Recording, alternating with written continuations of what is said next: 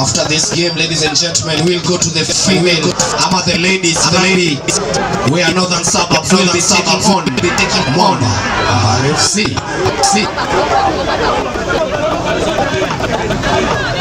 Sorry, defending champions Mwamba RFC taking Northern Suburbs. Hey, semeni at family Buddha.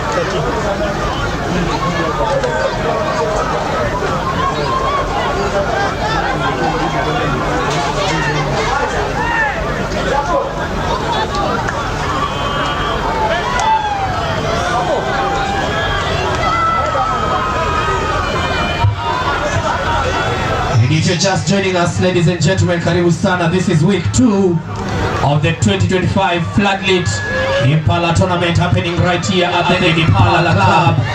Currently on the pitch in the ladies rugby. The defending champions Mwamba taking on Northern Suburbs. Mwamba leading 7, Northern Suburbs 5.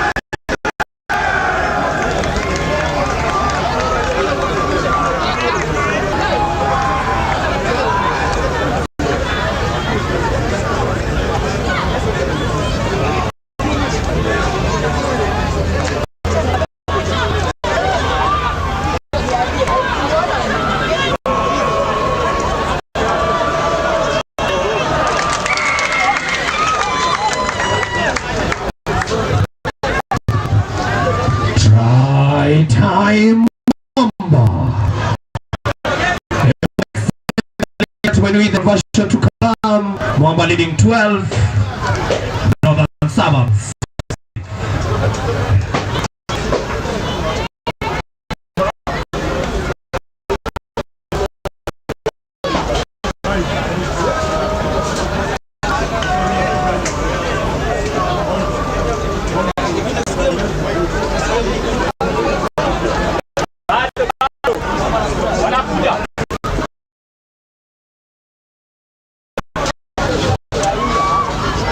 Conversion is good.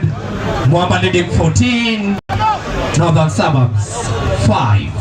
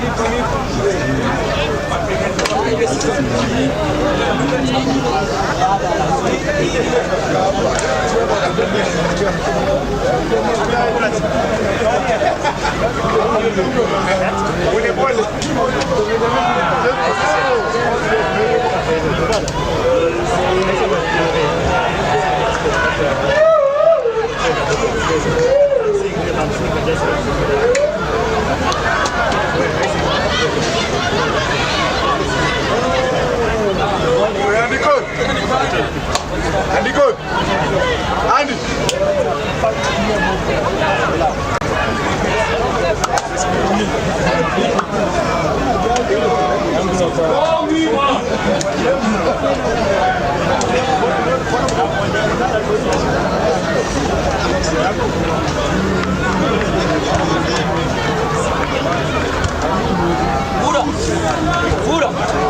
Pura.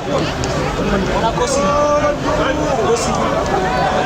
Un pochino.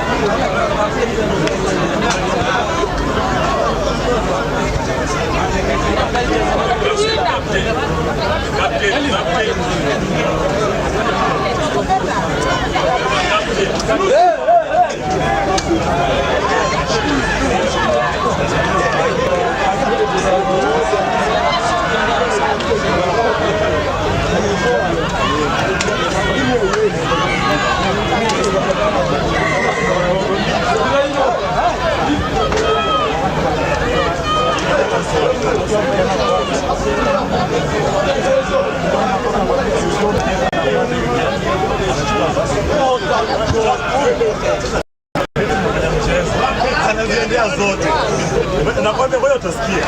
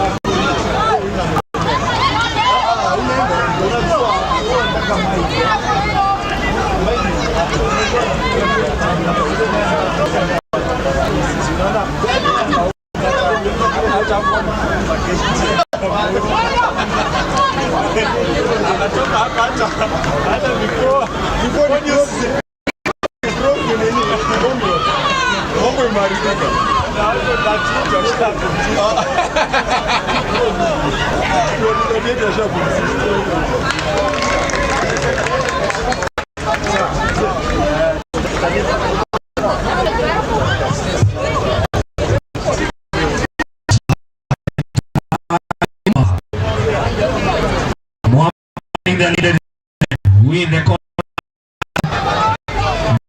19.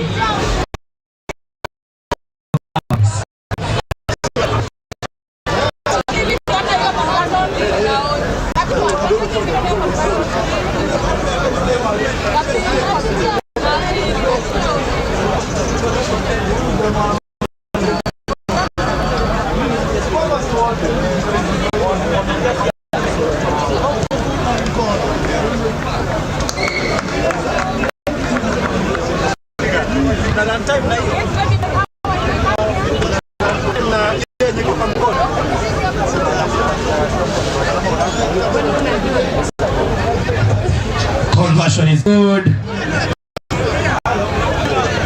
Mwamba leading 21. No suburbs.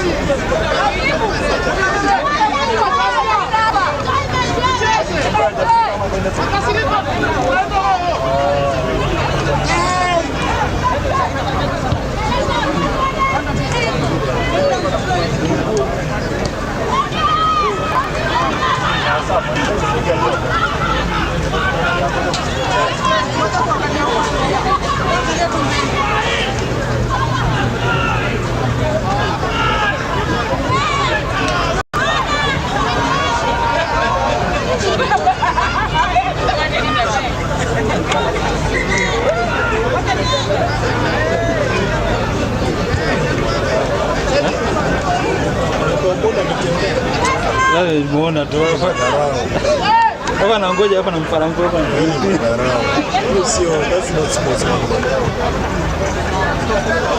You always give 100% no matter what.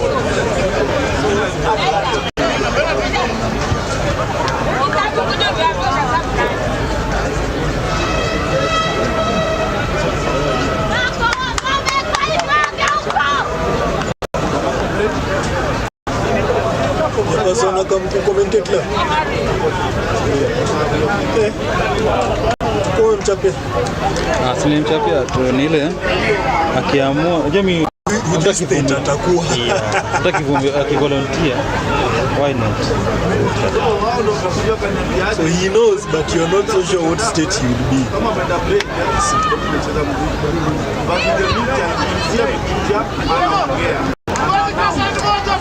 Kenya tuko na competitors wachache sana.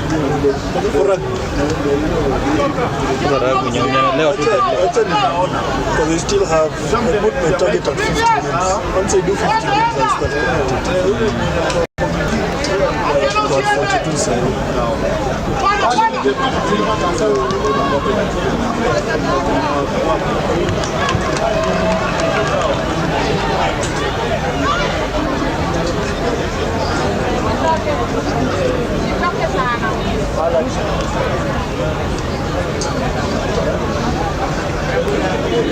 It's also not that difficult if you practice.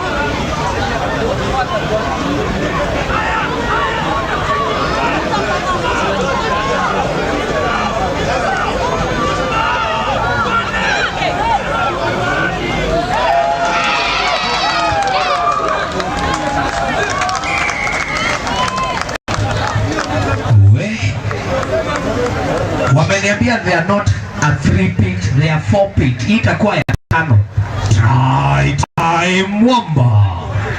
Extending their lead, ladies and gentlemen, to Mwamba ladies 26 with the conversion to come.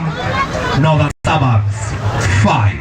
If you're joining us, karibu sana ladies and gentlemen. This is week 2 ama kwa kizungu wanasema match day 2 of the FloodLit 2025 Impala rugby tournament.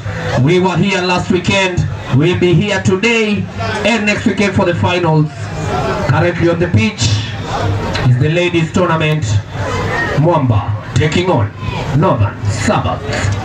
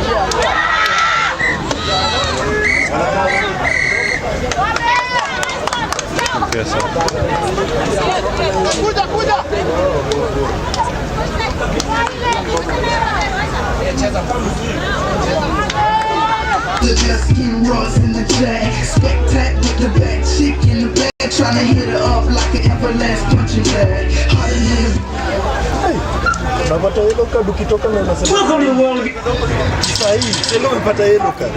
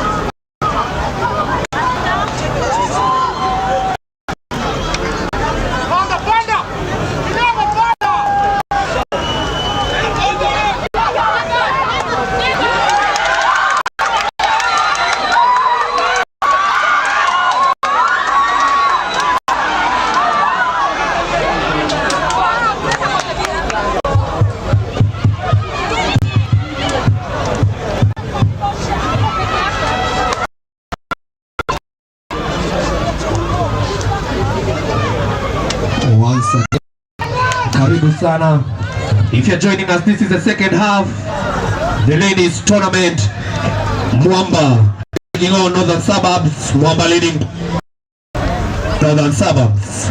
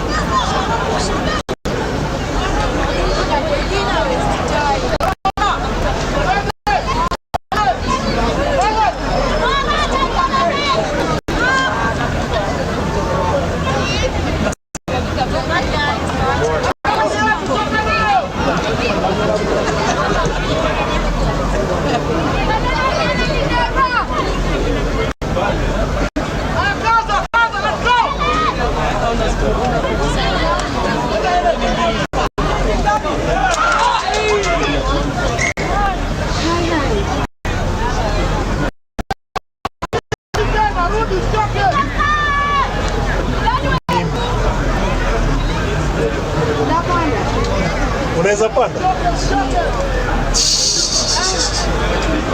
Kuja inside. Kuja inside. Kuja inside. Hapa.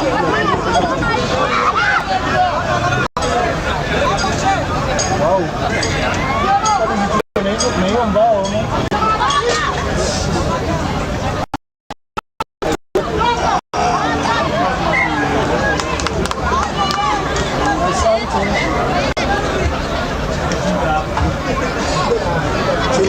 Kitu bahati mbaya. Kila mtu ana celebrate hiyo semi. Oh. Mimi naenda kugoteana nikajikuta hiyo ndio nikachukua. Okay, fine. Oh, made to review. Watu wana expect. Too crazy to boss.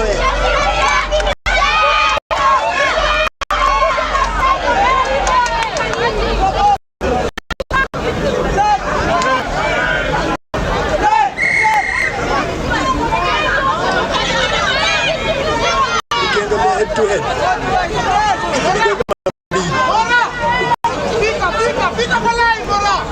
Because walishinda mara ya kwanza. Then last year mara ya Jimmy never stood them. They played in 6 seasons. No, nasema hii kwa hii ni nini? Ni wasa alikuwa na expect. Sasa ya Mpesa alikuwa juu. Ile kitu kitakupiga watu itapiga. Vitu zingine tutakangi, you know. Si tuna have fun. Kijao. Hivyo tu ndio Strathmore na moto tu. Mwana 16 kabadilisha. Walistuka. Siku ile inaingia 40 wanachangao ni nani wanacheza.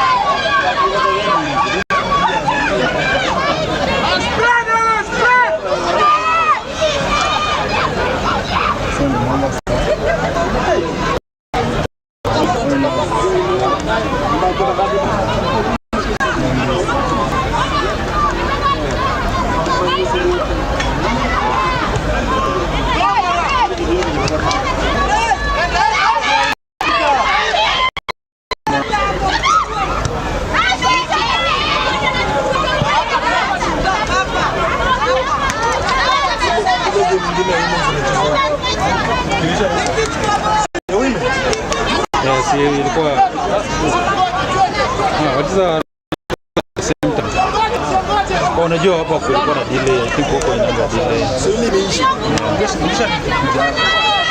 By 8 minutes. Yeah. Unajua alichelewa. Not by 80 minutes.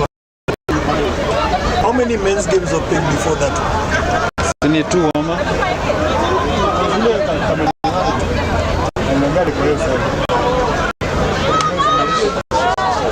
So huko games zimeisha.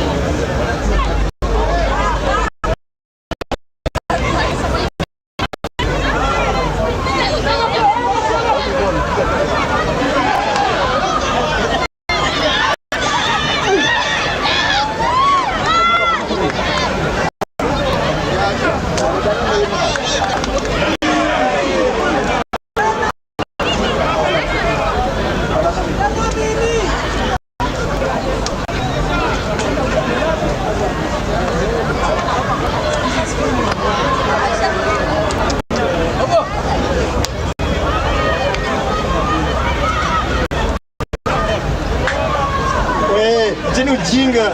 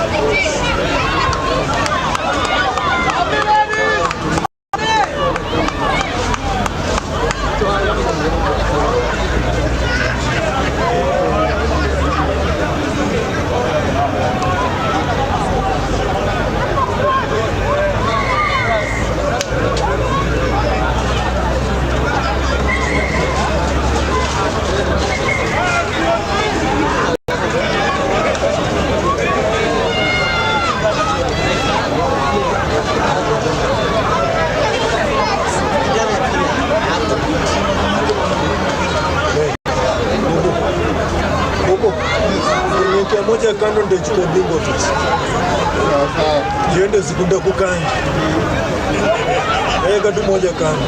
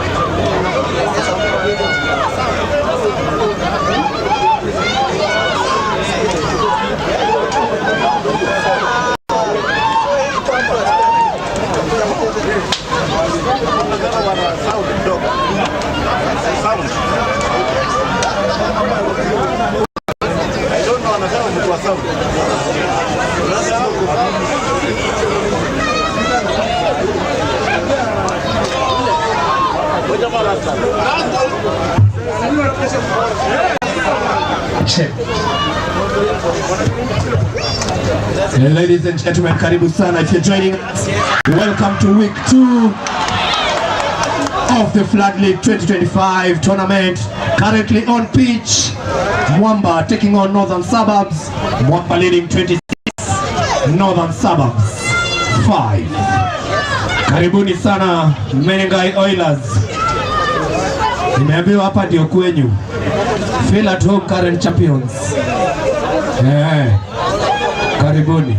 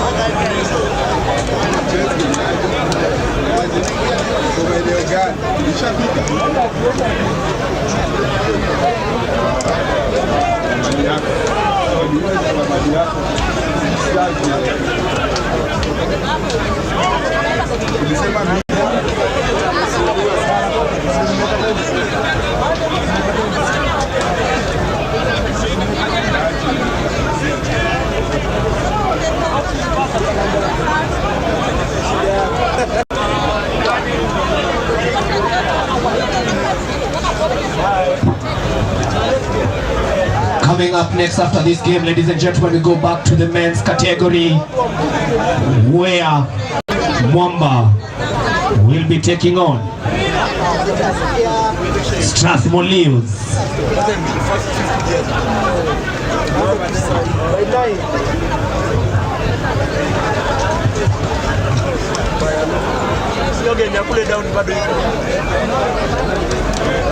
The ladies game. How? Brian Jara, come kwa tebo tafadhali. Brian Jara, come kwa tebo.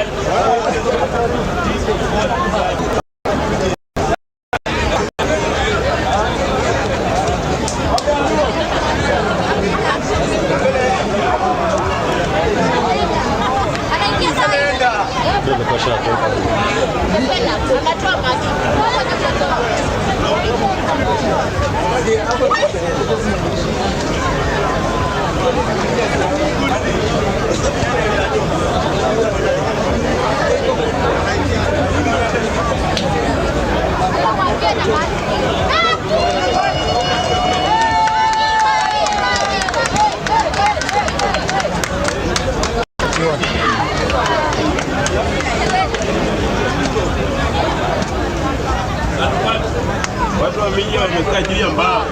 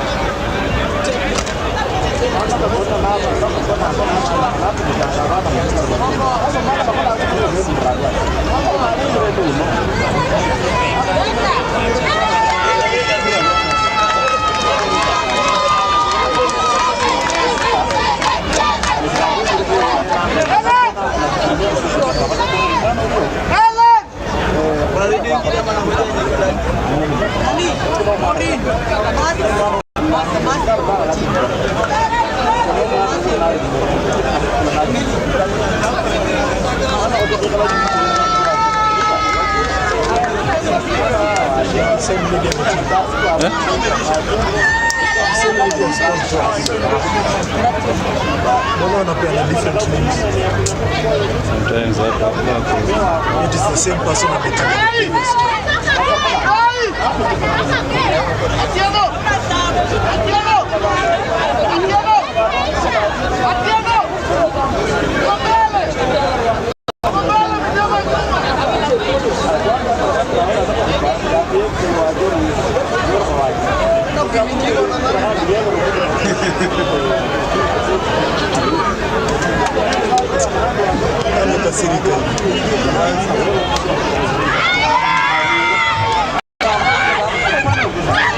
Ladies and gentlemen,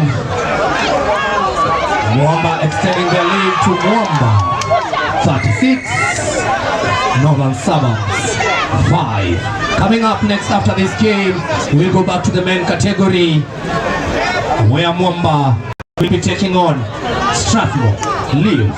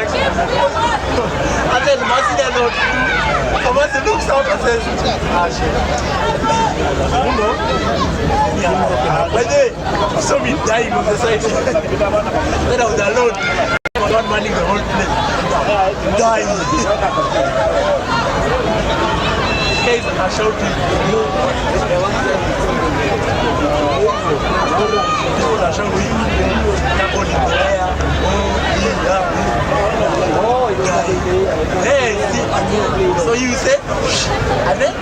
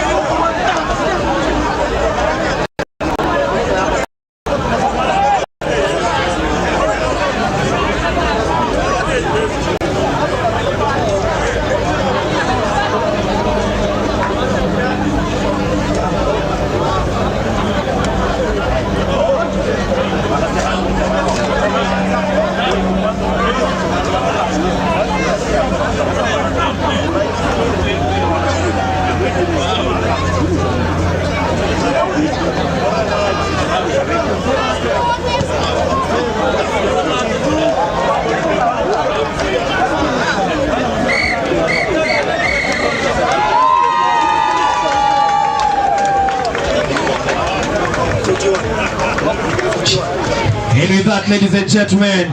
Full-time scores. Mwamba winning 36. 41. Suburbs 5. And now coming up, ladies and gentlemen, we go back to the men category. The boys of Mwamba taking on Strathmore.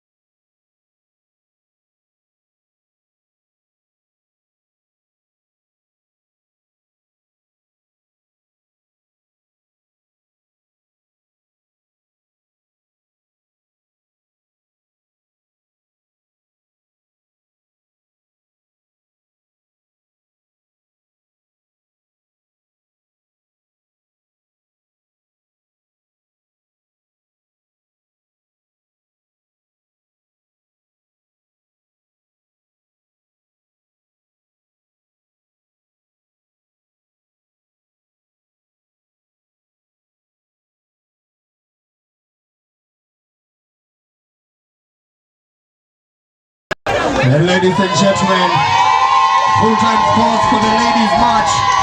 41 for Mwamba and 5 for the northern suburbs. And now on to the pitch. The boys of Mwamba RFC taking on Strathmore Lions.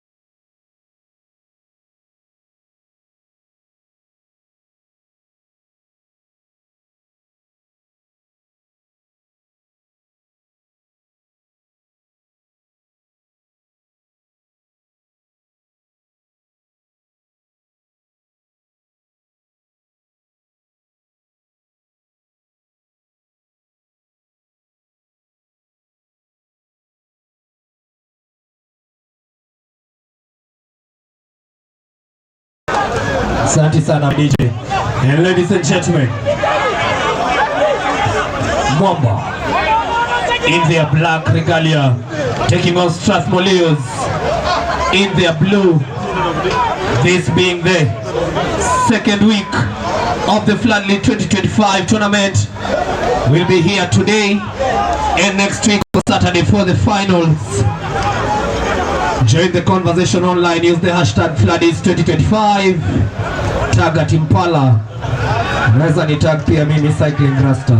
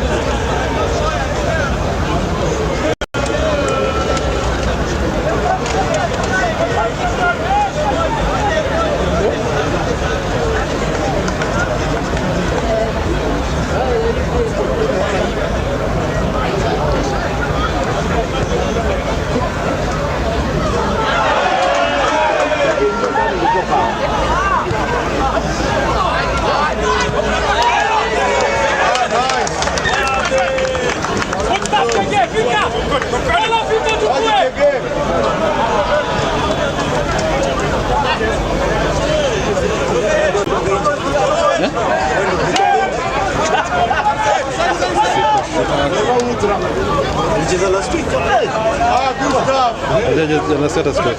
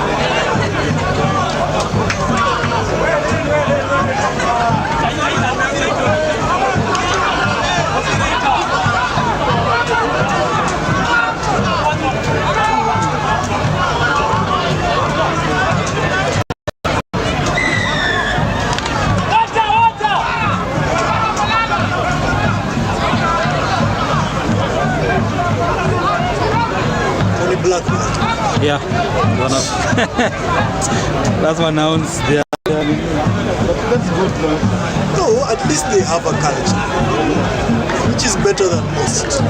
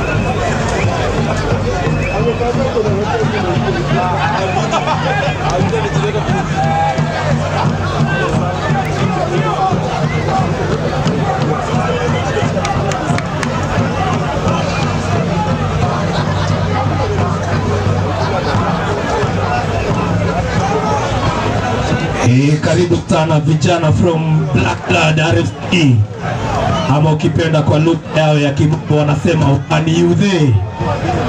Welcome once again, karibu sana ladies and gentlemen, this FloodLit tournament 2025 week 2, currently on pitch. Mwamba taking on Strathmore.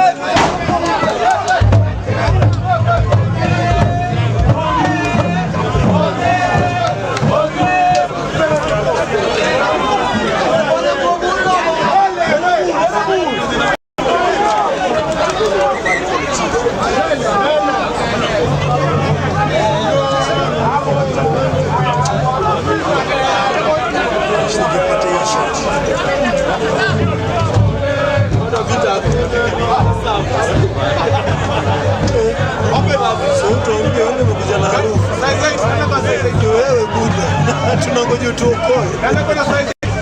Kiatu.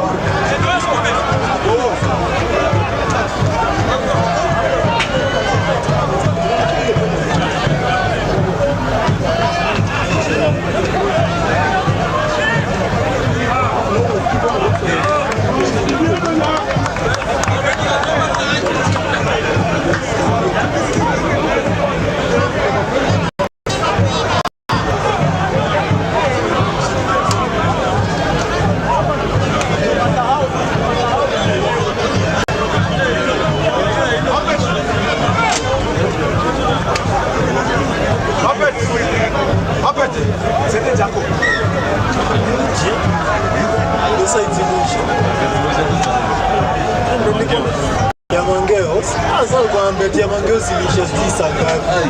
Mpaka nauliza aje. It makes sense. At the same time. No, it was like 20-minute gap. Ati wananiambia ati ya mangeus ilisha the game before this one. Nani shinda? Of course. Abuke Ian. Go live Impala.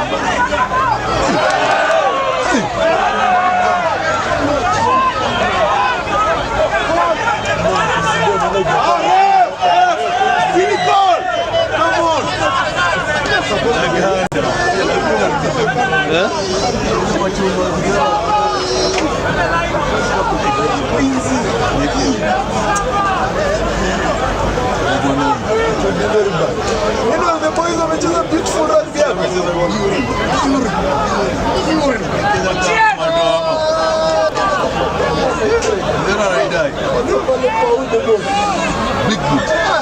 Unaangaisha Easter all day. Wanafika huko kwa narudisha 22. Ayona lazima nikupe fundi. Ile na ilikuwa mechita. At least iko kwa. A converted try, ladies and gentlemen. Strathmore leading 7, Mwamba 0.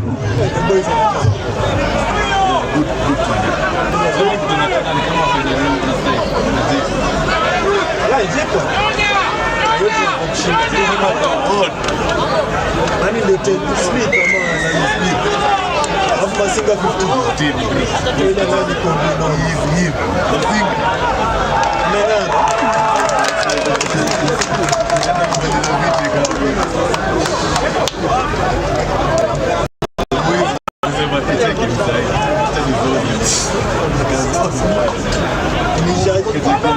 Try Mwamba.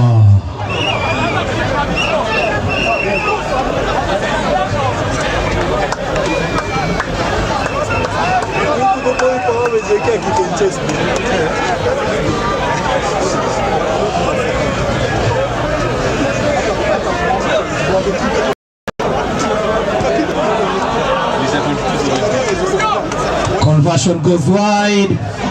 Strathmore leading 7, Mwamba 5.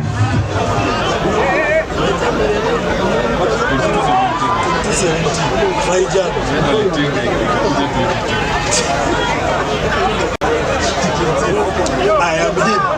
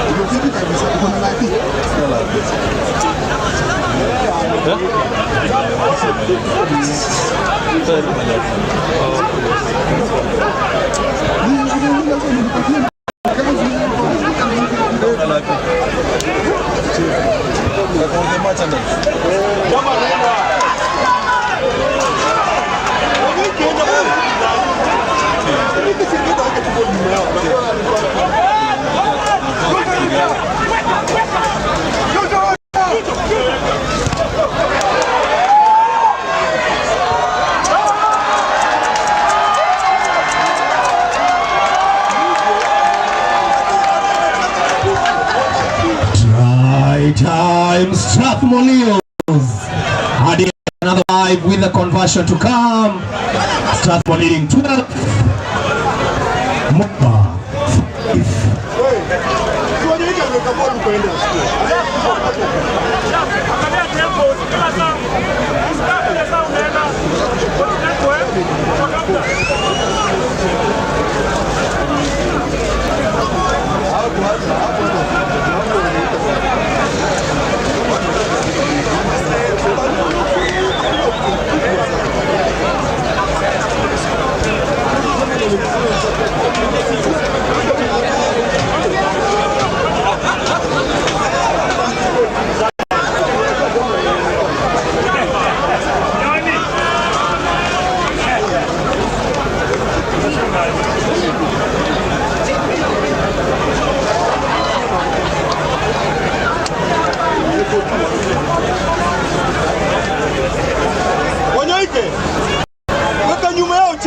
let's go. Wacha na contact.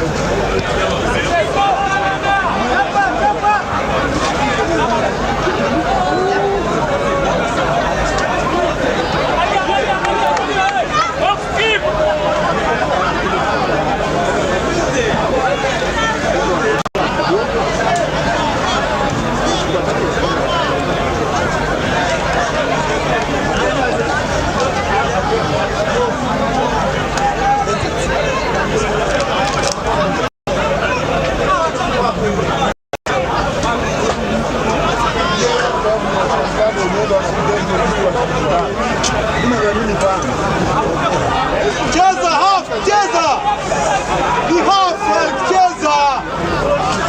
We have penalty for God's sake.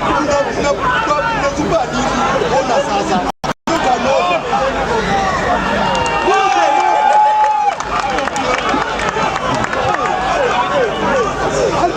Hata kuna mtu anamuuliza na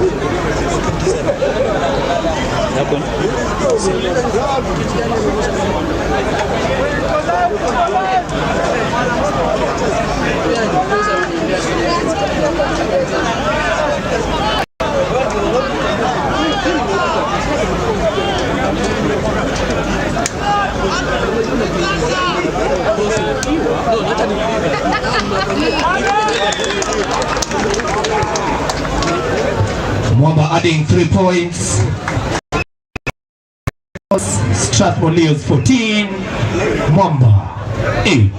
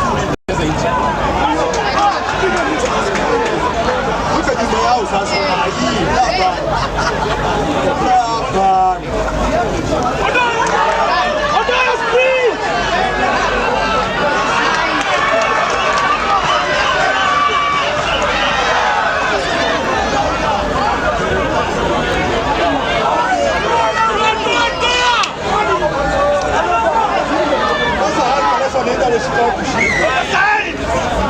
Tuko na chance ya kuscore. Skuta, ambia hao tutamsaba kushika watu shida huko tena. Atatoka saa hii. Sasa tuko na advantage anaenda anashika watu leo. Wako Bruce.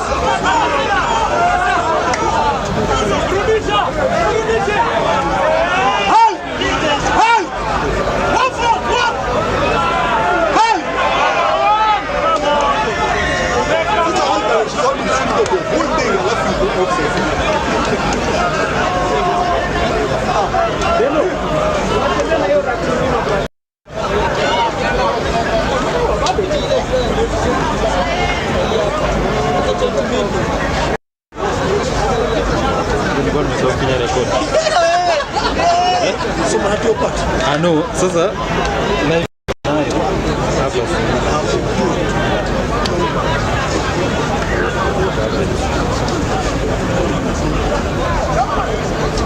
So regardless of record, the input streams.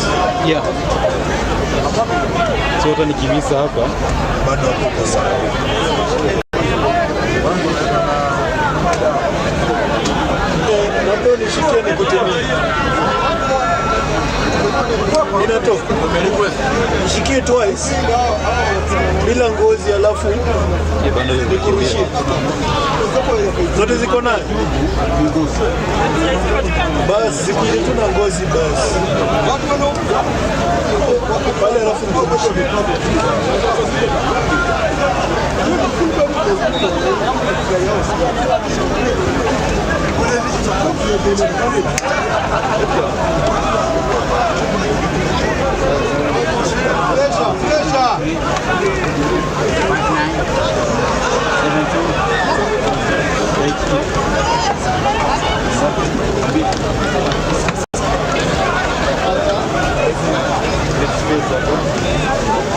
Nikiwa the next one. I am.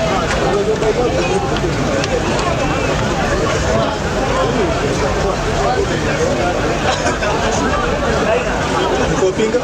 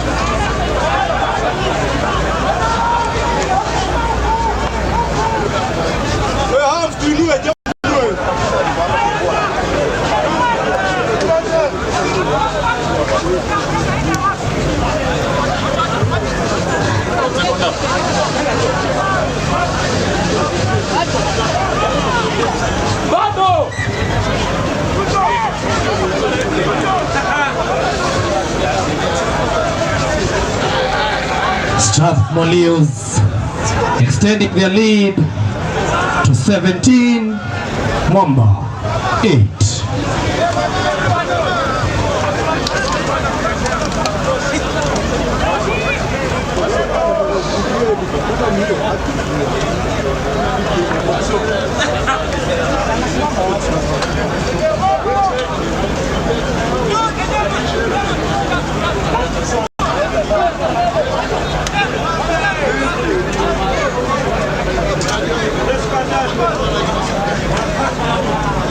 Panda! Chapa German!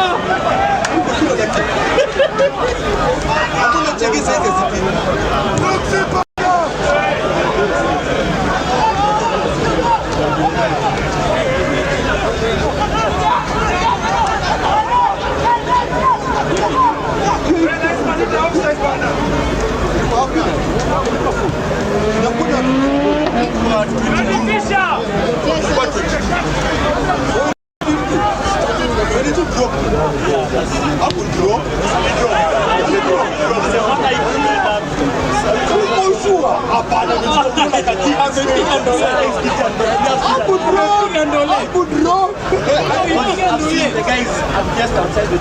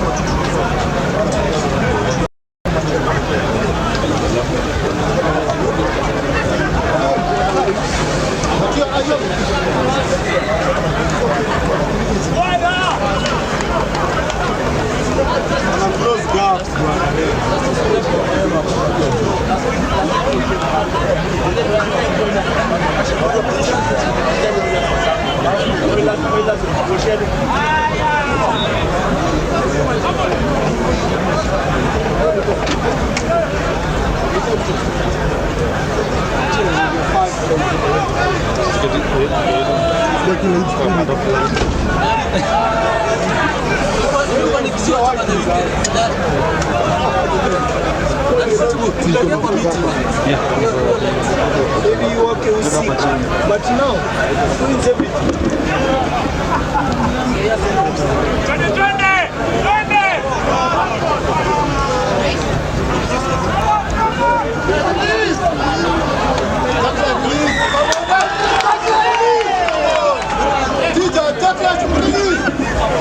Come on, please. Unajua hapo play. Alikuwa hapa amehang tu. Alihang.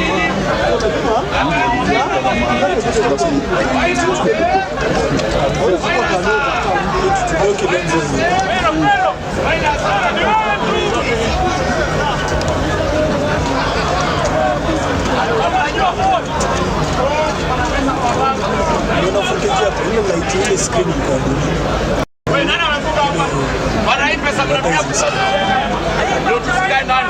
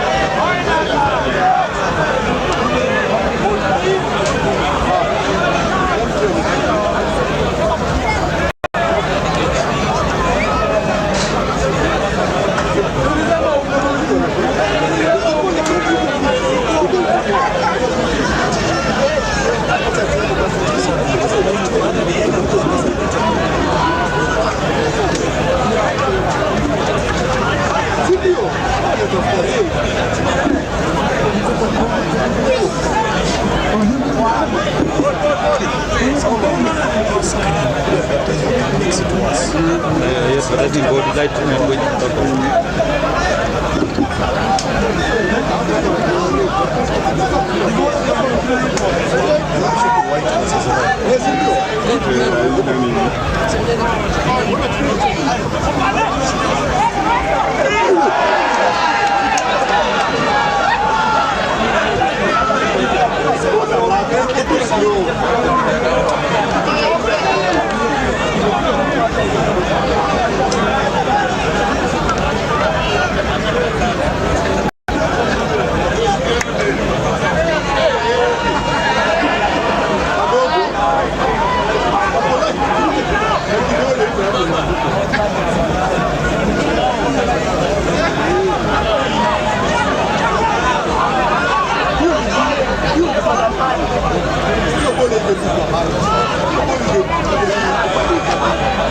Check up on the side.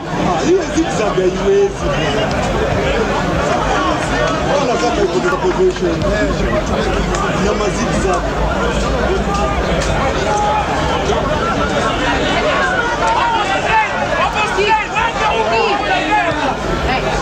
Chess. Guys, let's go.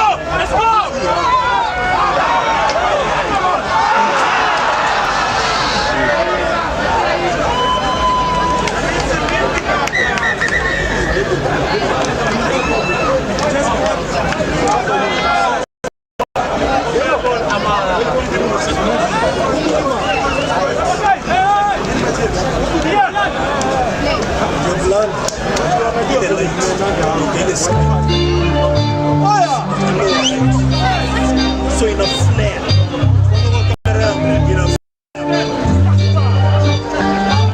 And with that ladies and gentlemen, halftime scores.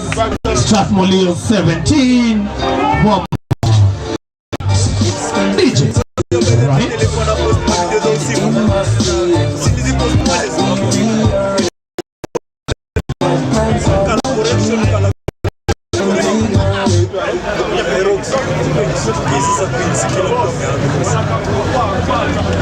How do you drop 37 points?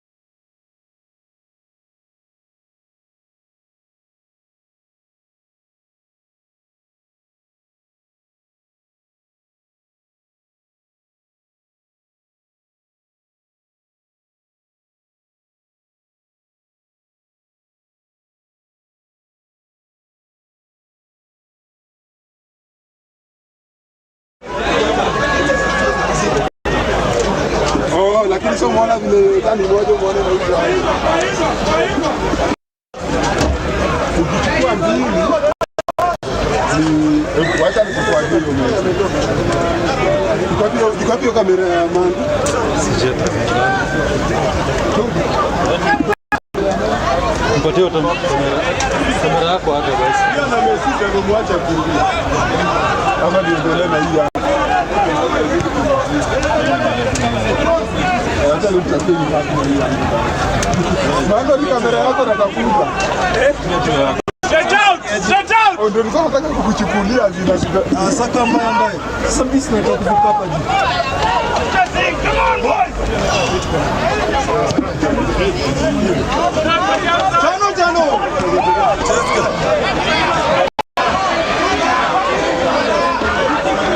Roxy haiwezi.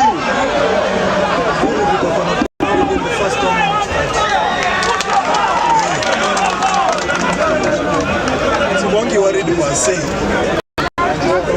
Provided the kick is a team of first team. Sawa. Mpesa ukuje stadium. Yuma Bruce. Mpesa ukuje stadium. Acha kwa Hams. Watu wafunge.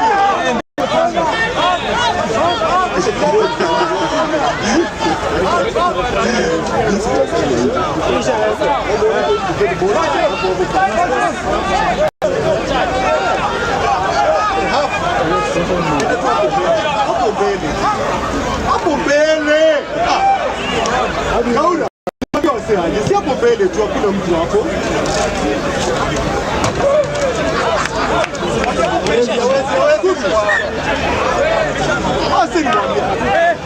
Roxy.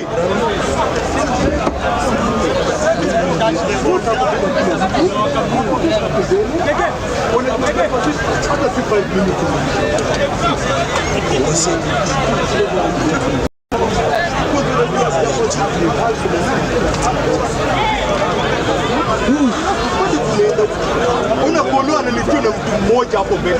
Kono chukua ball.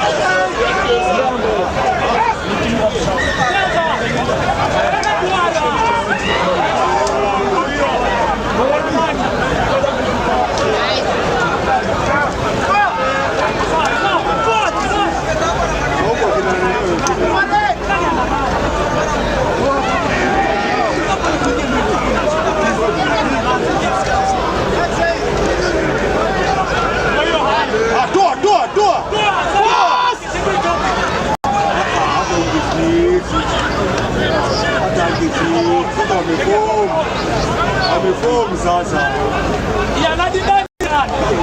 Unaanguka hata kuna mtu amekushika. Watu tu hapo. Peleka koni. Peleka koni. Acha na rap. Kama uko chini.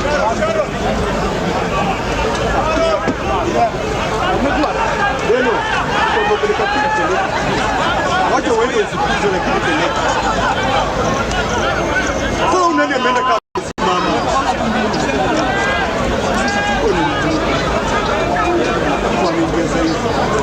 Kwa peke yake. Tano.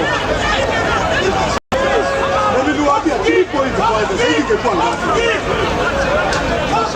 Amusiki? Haya tuanze tena hapo, tuanze tena. Kauna, niliwaambia 3 points hapo. Hili timu gani isikiangi?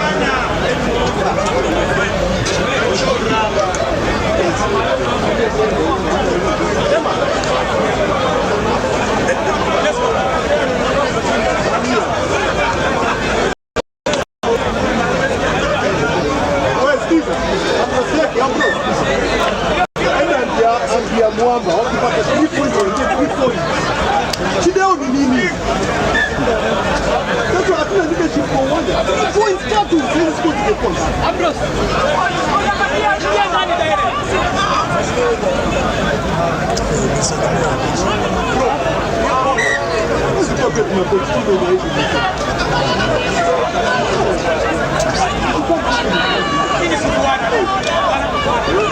Three points. But ile chini ya post chini ya post 5 meters alafu watu wanakuwa.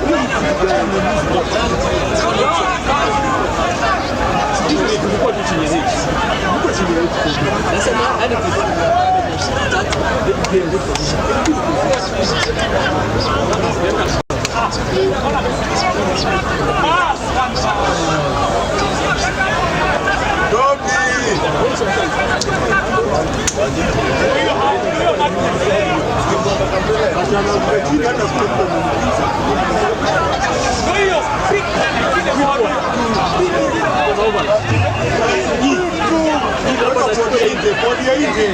Welcome to the Gladys.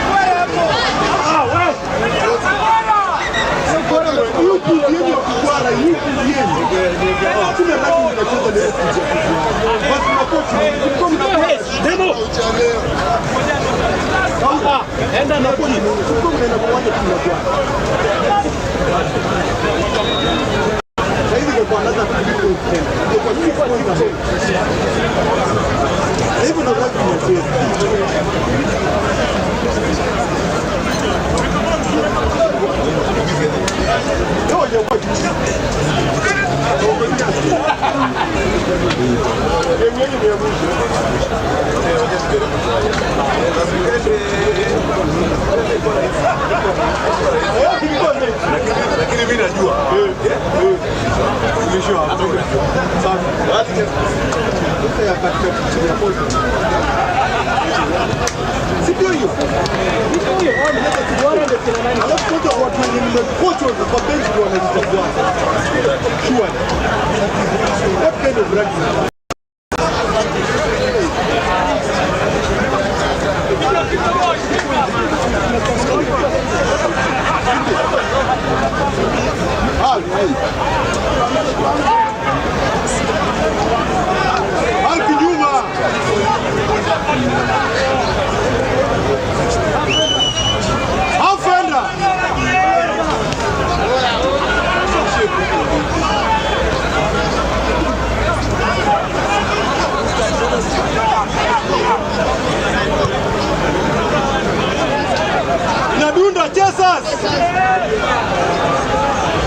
Mwamba reducing the deficit to Strathmore 17, Mwamba 11.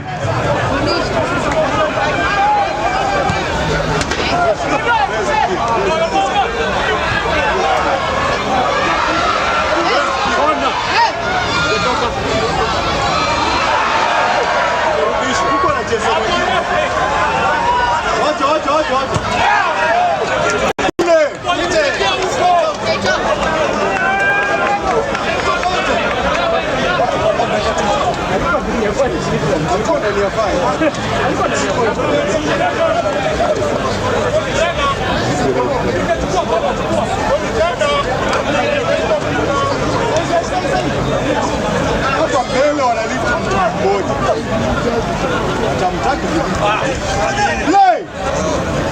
Wabembros!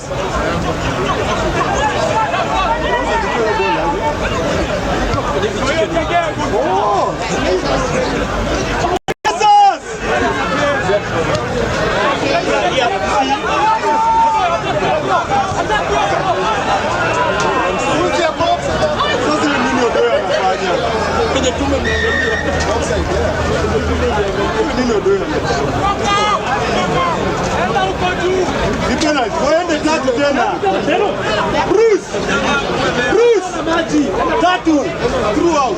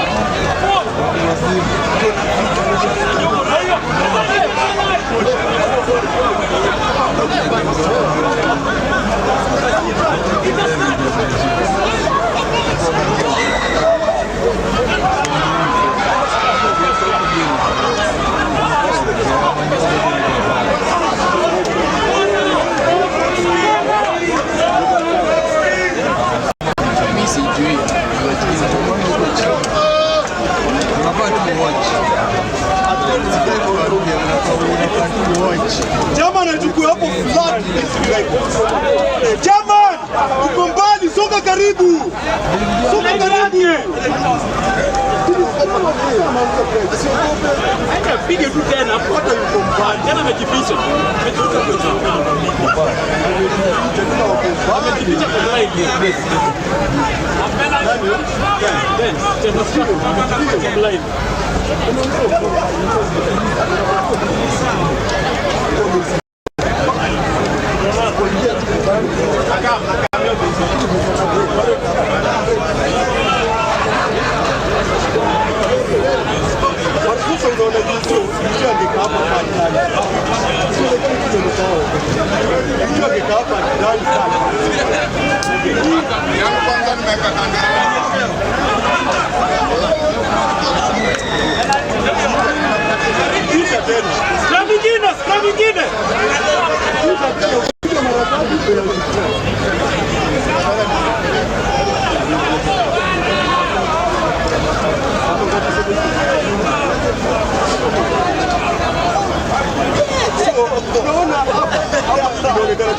So inafaa hata Odoe angesimama hapa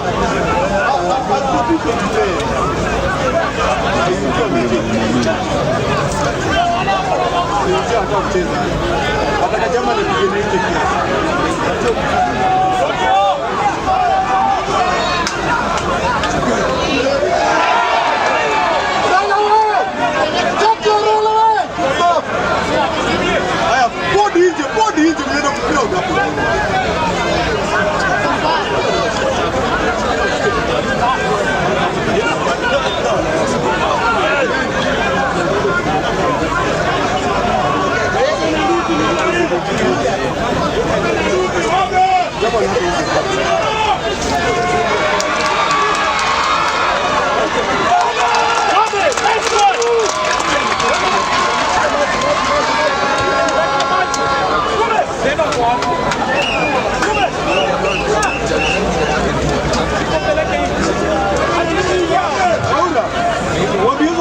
Try time Mwamba. Mwamba being a 5, ladies and gentlemen, with a conversion to come.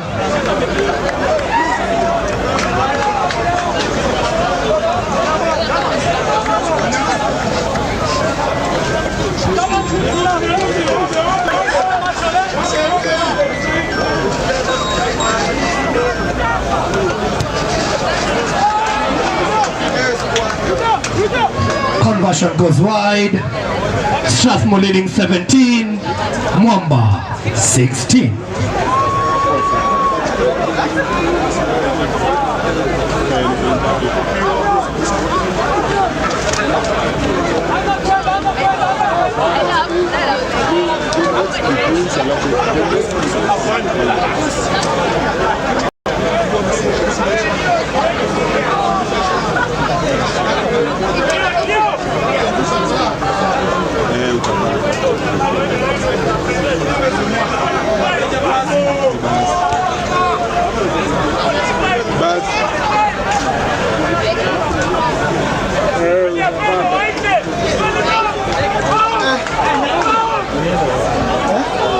Nimekuwa job center nimeachiliwa na watu wengi.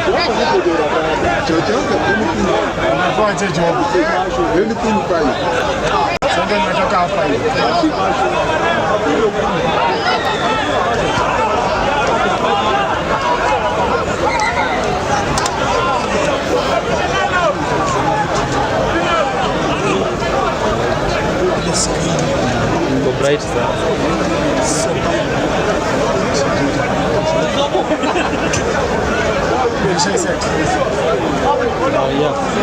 Hiyo jamaa anataka kupiga kidogo.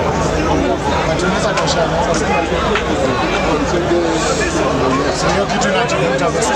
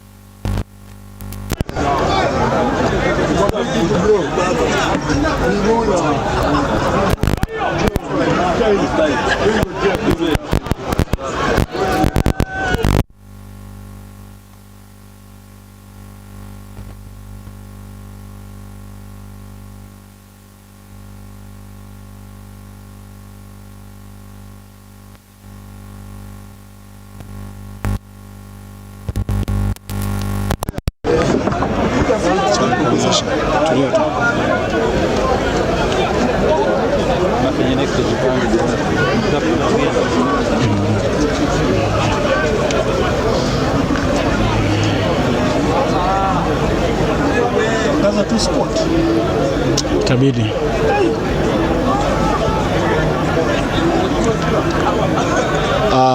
Welcome yet again, ladies and gentlemen, on another edition of the Floodlights 2025-2026 edition of the Floodlights tournament. Current game going on, Strathmore versus Mwamba RFC. Strathmore having a dominance there on the scrum here, the 22. But the referee is having a word there with the players.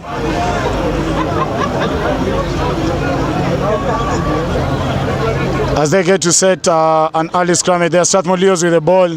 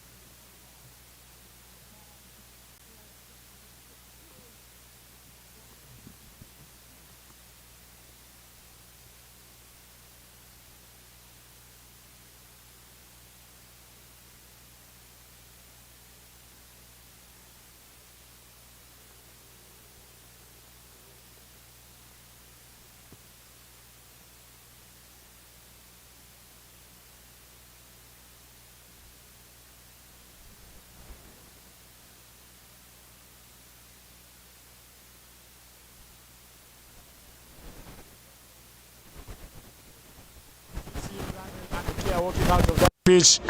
Conversion is good there by Arnold Muita, bringing the score Strathmore Leos 24.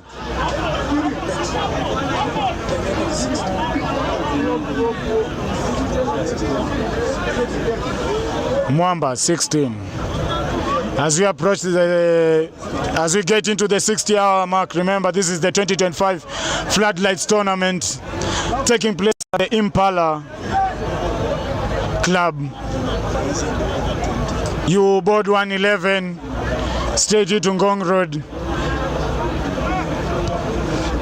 and you get yourself here with some full action and entertainment. Probably about to you tonight. The bounce is good. The bounce is good. The bounce is good there from the restart. Karibu sana. If you're just joining us, welcome once again to week 2, ama kwa kizungu match day 2. This being the semi-finals of the 2025 FloodLit tournament. The Strathmore Leos leading 24, Mwamba 16. Yeah, you had it right there, ladies and gentlemen. Strathmore Leos leading 24, Mwamba 16. As Mwamba now try to get into the half of the Strathmore Leos, they lose that ball. Referee says play on. Strathmore board is piling up all over the ball. There comes the up and under. And the kick is good. There comes the chase from Amon Wamalwa. Talk about the superstar, Starboy, who was recently signed from Kenya Harlequins. Now featuring the Strathmore Leos squad.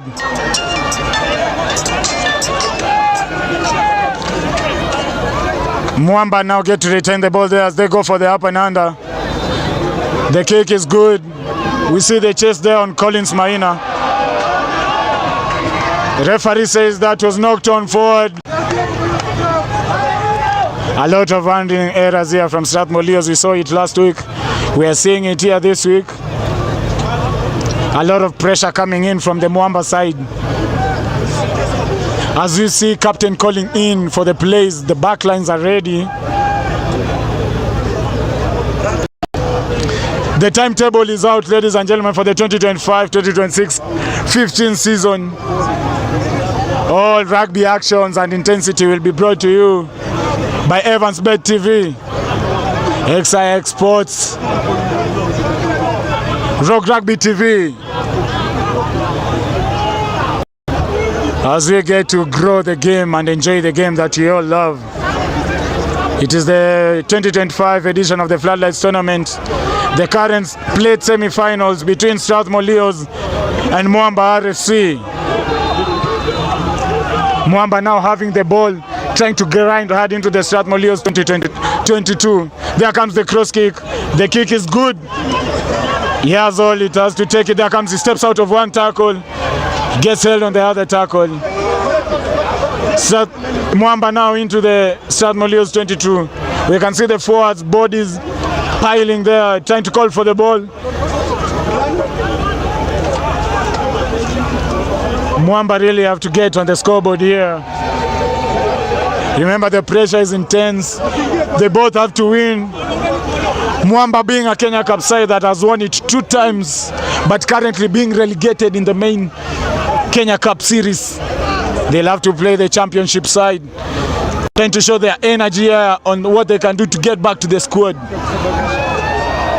The pressure is on the Strathmore Leos side as Mwamba tried to take it out wide. They are calling for the ball. Pressure is on the Strathmore Leos. Mwamba grinding it towards the H. You can see the forwards moving towards the H there, trying to get that 5-pointer.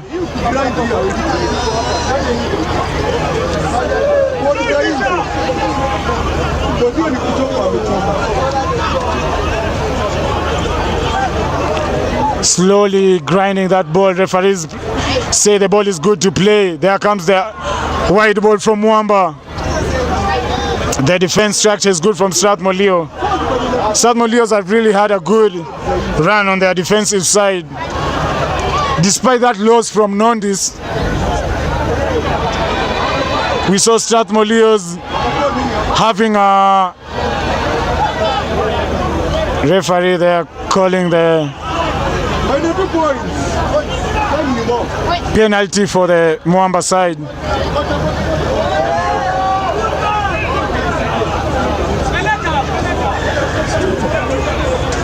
They opt to go for the three-pointer there.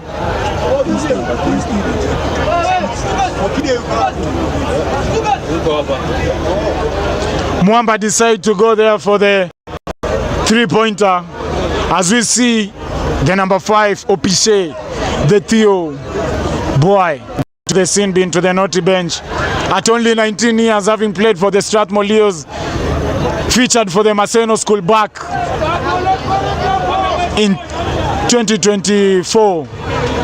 Mwamba adding yet now here, featuring for the Strathmore Leos side. Strathmore Leos 24.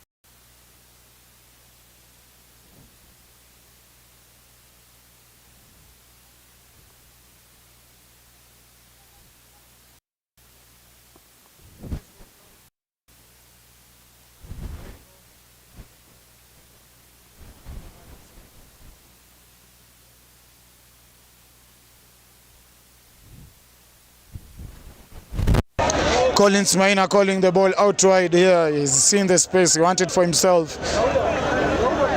But the players to come from Arnold Mwita, who's the number 10.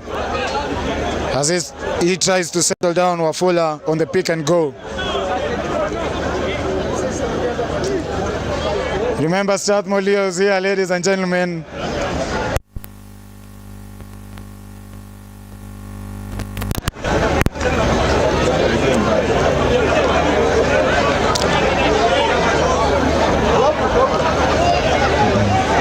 As we see the referee setting down the scrum there. Mwamba Rugby having been dropped to that championship side, trying to redeem themselves. Strathmore Leos winning that penalty. But referee say you have to come back to the mark there. As we see there, Collins Maina taking seniority on the team, trying to call for the 3 points. It's Collins Maina. Arnold Mwita decides to go for the 3.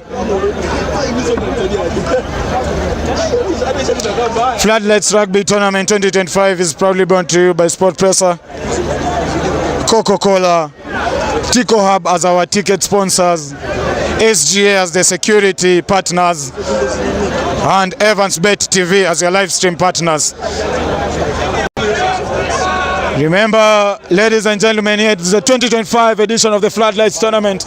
As we see Jack Angawa, a former Maseno alumni, talking to his counterpart there, Duke Escobar, a try scorer in the last game, as Arnold Mwita gets his 3-point there on the board, extending the lead. Strathmore 27.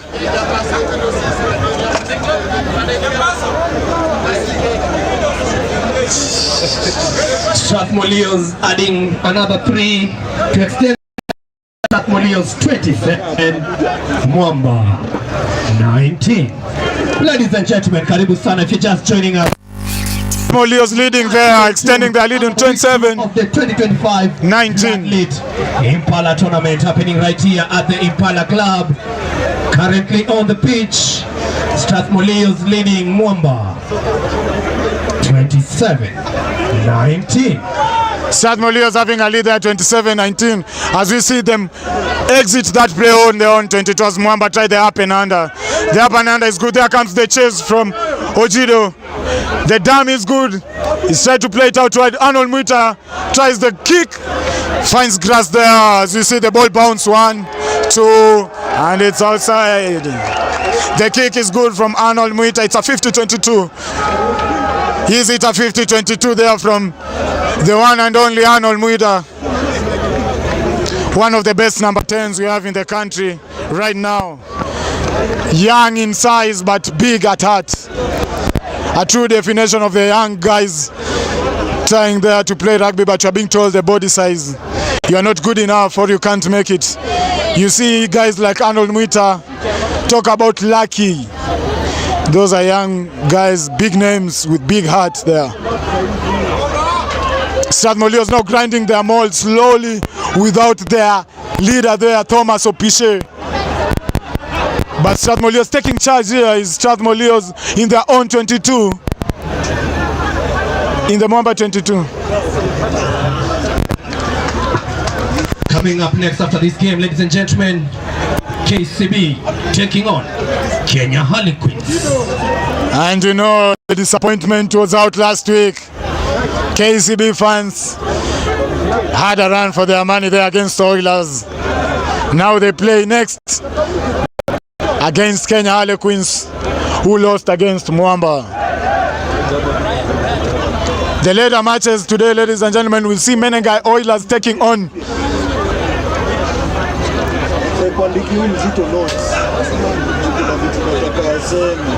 as we see the next match, Nondescript is taking on Impala in the last match of the day. Brian Mwendwa having his substitute there, having done his 70 minutes, 65 minutes of the job, having his return from the 7th circuit. Brian Mwendwa there, going to the bin. In comes Gavin, the Ugandan international who came to study in Strathmore there, but having playing rugby in Uganda for the Rhinos. Now having his debut here against Mwamba and joining the Kenya Cup side. Strathmore Gabriel Aimba takes good there on the kick. We can see Amon Wamala calling for the ball. Gabriel Aimba decides to run it out wide. Collins Maina there with the ball now. There comes Collins Maina with the first step, second step as he goes back inside towards the try box. Collins Maina running it wide, still having the ball on his hand. Dangerous man with the ball in hand. There's Collins Maina. Strathmore now here coming with a dangerous plays there as they lose that ball forward. Mwamba Rugby being one of the most successful clubs here in Kenya Cup history. They have won the Kenya Cup side twice. They've produced big names. Talk about Collins Injera. Talk about the likes of Akinamfi Ayange. talk about the likes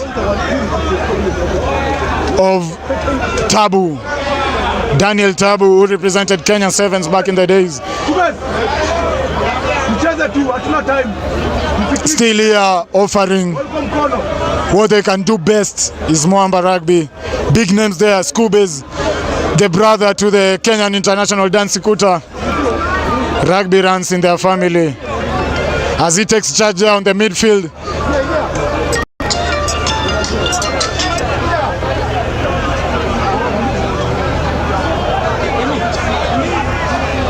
Niko commentary.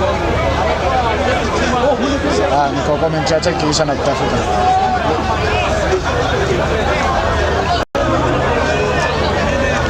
Thomas Opio there trying to ask. Thomas Opio there trying to ask how many time is remaining there to get back in.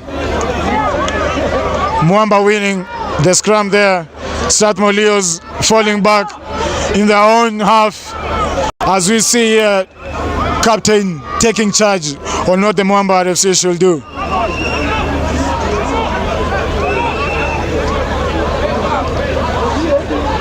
Your current live stream partners, Evans Bay TV, XIX Sports, Rogue Rugby TV, bringing you full-time action rugby highlights here. As the boy finds grass here, Mwamba tries to run it right through Eliaki, make sure there comes the first carry. Carry is good there as Amon Wamala tried to get back on his feet. Strathmore Leos really emphasizing on that bliss defense. Mwamba Rugby taking control of the ball is Eliakim Kichoi calling the ball once more as the number 9 tried to run it out wide. And the ball is good as Mwamba now lose it again. Strathmore Leos back into 15 men as we see them. Thomas Opio coming back into action. In comes Russell. This has been a tight contest between these two sides.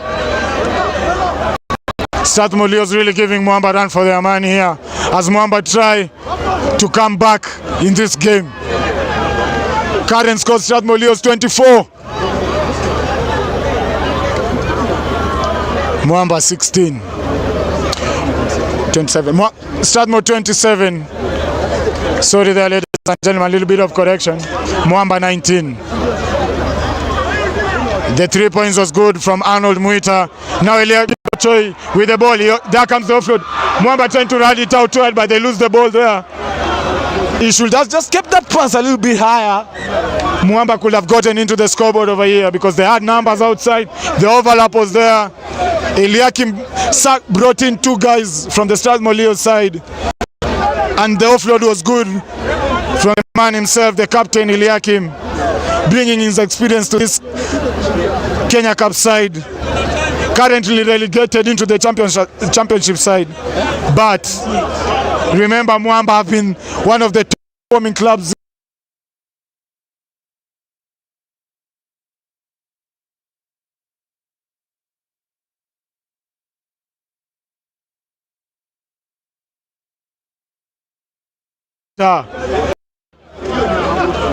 Daniel Tabu, a lot of young lads that came from Madare United, Madare Foundation to join Mwamba, the likes of Akina Ogido.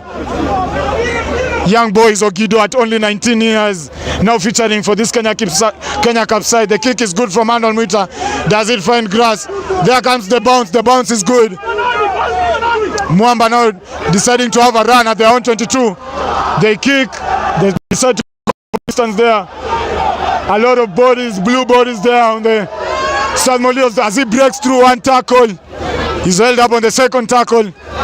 Strathmore Leos now fighting hard to get into the Mwamba side.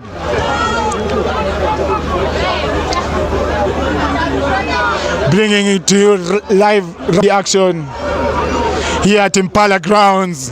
The FloodLit tournament 2025, proudly brought to you by Coca-Cola, Mpesa, Tico Hub, Evans Bet as our live stream partners, XIA Sports, Ticini Sports, our Rock Rugby. Remember to subscribe to our social media platforms.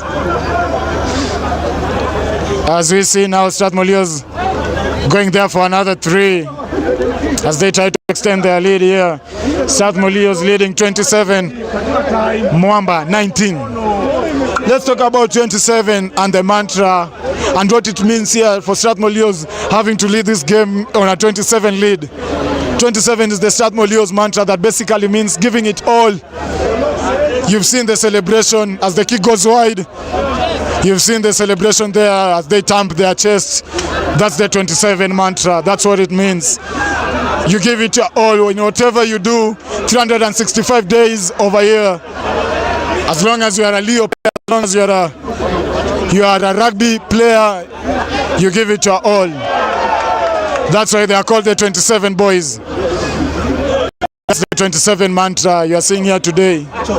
Having fallen short last week against Nondescript, Strathmore Leos now trying very hard here to get back to have a lead in this game. Earlier today, so the International University of USIU, the United States of Nairobi, as you call them, the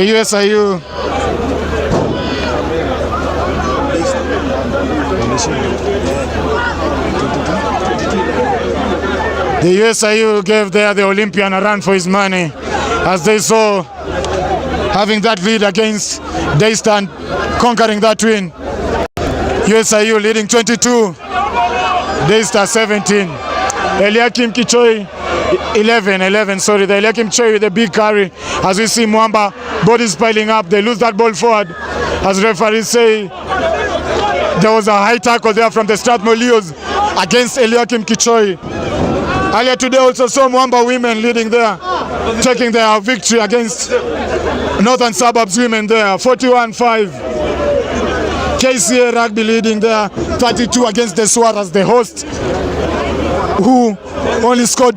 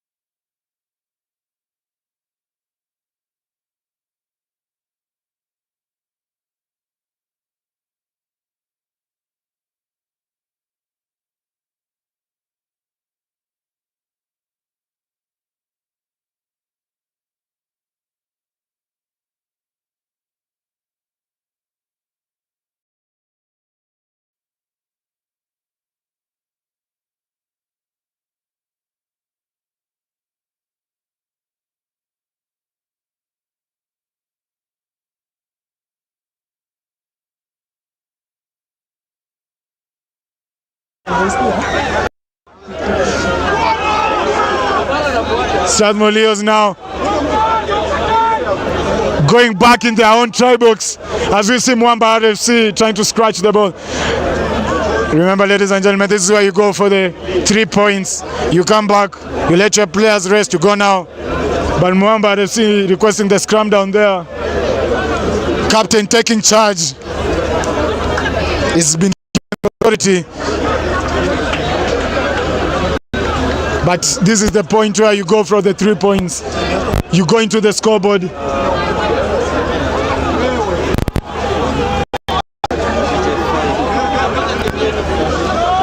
With little time on their side here, Mwamba really need to get there on the scoreboard. As we see them turning to run it out wide. There comes the big carry from the inside center. Now in the Strathmore Leos 5 is Mwamba trying to grind bodies towards the H.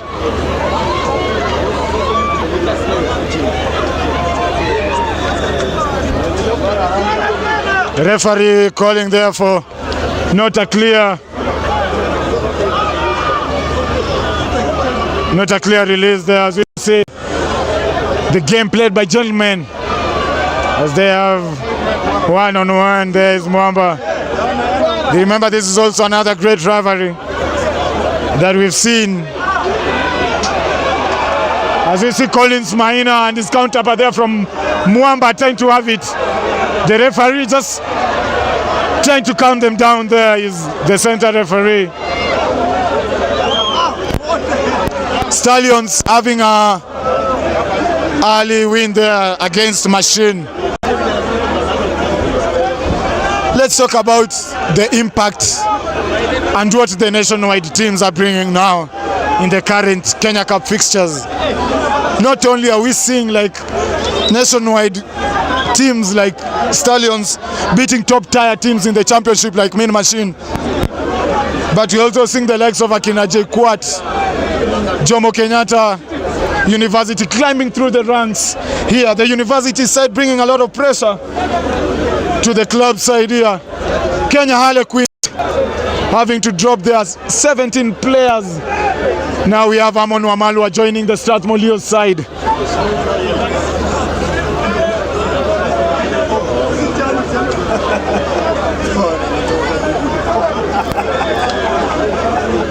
Now the university is giving the club side a run for their money. Top tier clubs. Karibu Paul Murunga Mwamba. Karibu sana. Karibu.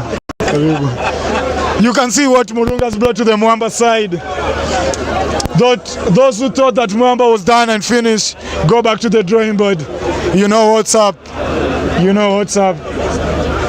The championship teams, I know you've missed him and I know you want to see him again back in action. Paul Murunga, another good coach who coached the Kenya 7 side there, now coaching the Mwamba FC as they try to get into the scoreboard here. He's held up on the first tackle. As we see Mwamba trying to go towards the hedge here. Strathmore is really showing a little bit of resilience on their defense. As Mwamba FC there, get their try in, is Mwamba FC. Yeah, we were talking about Paul Murunga and the impact that he's brought to the Kenya rugby side. Not only in Kenya rugby, but in Kenya Sevens. Mwamba adding another 5 with a conversion to make this calls.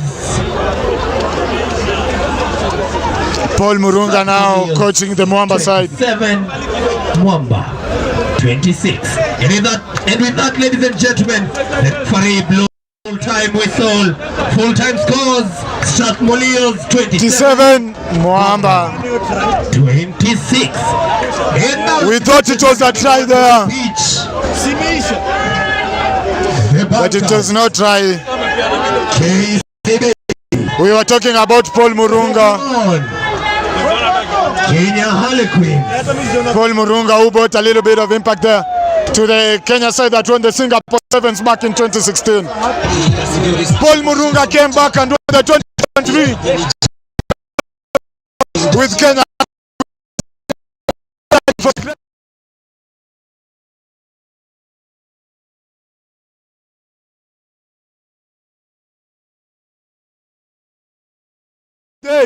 Bringing KCB playing against Kenya Harlequins.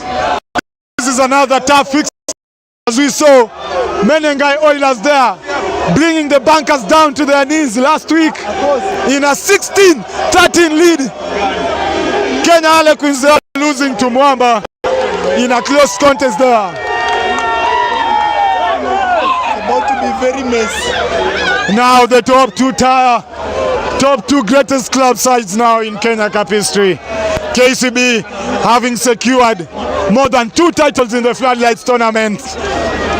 Kenya Harlequins having won it also a couple of times. Now meeting here at the final stage is KCB facing Kenya Harlequins.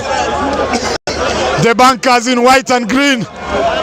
Kenya Harlequins in blue, red and black. The game that has just Strathmore Leos winning that match in a 27-19 lead against Mwamba. That means Strathmore Leos will be playing the plate finals in the next weekend against the winner between Kenya Harlequins and KCB. Stephen Osumba there, the number 10. Talk about Stephen Osumba. The gentleman is here giving of tens there in this league.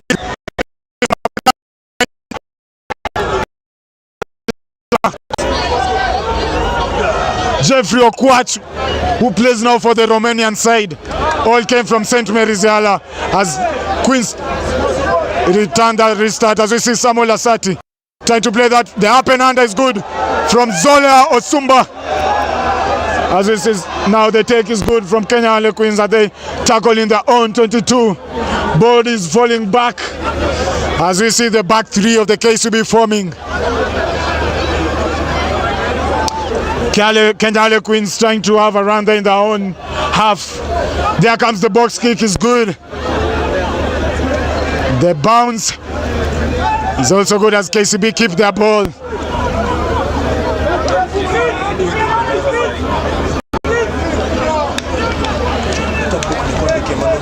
There comes the first carry. And the up and under goes up again from Stephen Osumba. If Stephen Osumba wasn't playing rugby, he could have been a very good number 10 in football. Or a number 5. Because the football skills of these guys is top notch. And from another level as the break is good from KCB. There comes the first try.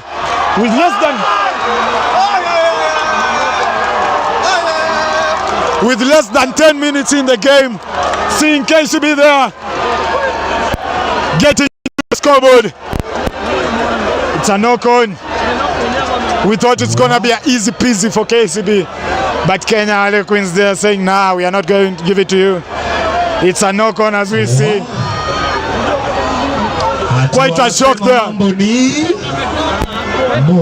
Mambo ni moto. The 2025 Floodlights edition is proudly sponsored by Kenya Rugby Union, Coca-Cola, Mpesa, Tico Hub as your official ticket partners, SGA as your security partners, and Evans Bet TV, XI Exports, Rock Rugby TV as your official live stream partners. KCB now trying to run it out wide as they lose that ball backwards. There comes the first carry from the KCB side as they try to run it out wide. And they confirm that no knock-on now this time. A frying pan, jump into a fire. High time, KCB. KCB in the first 10 minutes. Of the day, ladies and gentlemen. Now leading here is KCB with a 5-pointer, with a conversion to come. As we see John Aswani falling back. Let's talk about John Aswani at only 23 years being signed by KCB from Strathmore Leos. John Aswani, a former Maseno School alumni. He are now featuring for the Bankers, bringing his line-out experience and expertise here for the Bankers. Another big name there. KCB leading 7. Kenya Harlequins 0. Another big name there is Eric Mieso, another Vihiga School alumni. Now featuring from the Bankers, straight from the Daystar University. We can see the impact the university sides now bring into the Kenya Cup sides. And the clubs. Really, universities now really pumping that energy, pumping those good players now in the Kenya Cup side. As we see KCB leading this match now 7, Impala. Kenya 0. The take is good from KCB. There comes the first carry from the restart. As the referee says, play it. Second carry in their own 22 is KCB with the charge. As we see now, board is jumping back as they try to run it out wide. The overlap pass is good. There comes the run now. The carry is good from as they attempt their time over there, but The rack is secured as KCB now try to play through the second line. The up and under is good from Steven as they don't get that penalty advantage there. Referee calling it back. Referee calling it back there.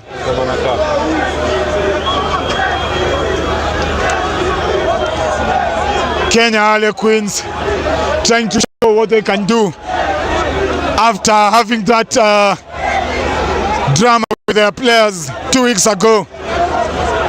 But they can still play some good rugby here. They leave the banter to the banter guys. And they bring here the game to play against one of the top tier clubs in Kenya. Kenya Harlequins bringing Simon Odongo there now as their top head coach. And Patrice Agunda climbing through the ranks from a Kenya Harlequins player to now an assistant coach here. We see the likes also of Shitanda.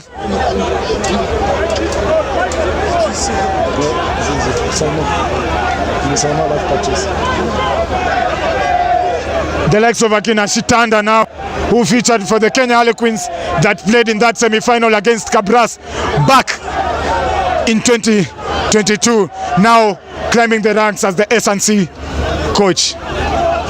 And that's what we'll have to see. That's what we'll have to see Kenya Rugby doing, giving opportunity to these legends, to these young legends now who have done their courses, done their level 1 coaches. Simon Odongo there achieving his level 2 just a few months ago. Last year.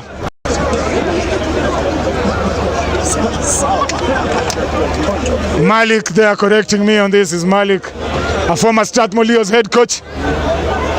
Now an SNC for the Kenya Sevens and also Kenya Rugby at large. Shukran Malik for the work you have done. Karibu Alex, a KCA coach who we saw there have his win there against Swara, his former team. Champion Aleki there. There comes the carry from KCB.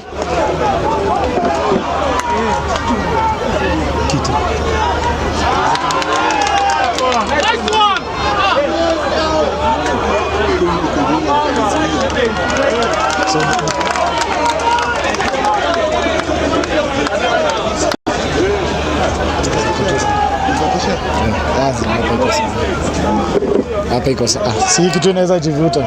So unaweza fanya hivi. Oh, nainua nayo sawa. KCB ought to go for the line out there. Remember KCB leading this game 7. Kenya Harlequins 0.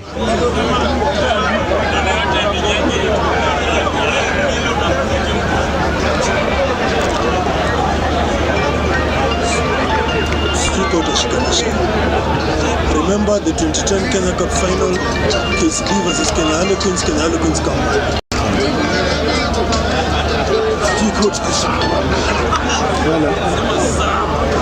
Niko commentary boss. Sawa.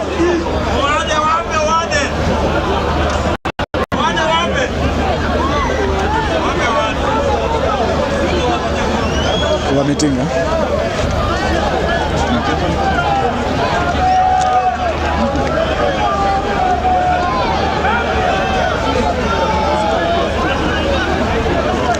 This is not an unfamiliar fixture here. These sides have met twice, more than twice, and the most memorable one is the 2010 Kenya Cup final that saw Kenya Harlequins having that comeback against KCB. 6 years later, KCB comes and win their first Kenya Cup title in 2016. Kenya Cup title in 2016. After that, they had a run and won it again 3 times, making it the second team and one of the best teams in Kenya to have that 5-time championship Kenya Cup title. Just after their maiden guys, Cabras, who everyone is eager and patiently watching on what they have to offer in the 2025-2026 season. KCB's RFC are the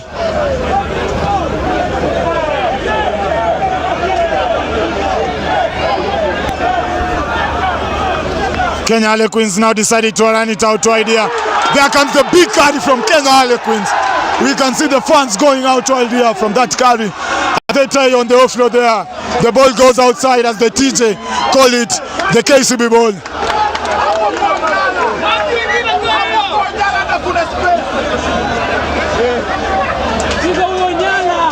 The FloodLit tournament is proudly brought to you by Sport.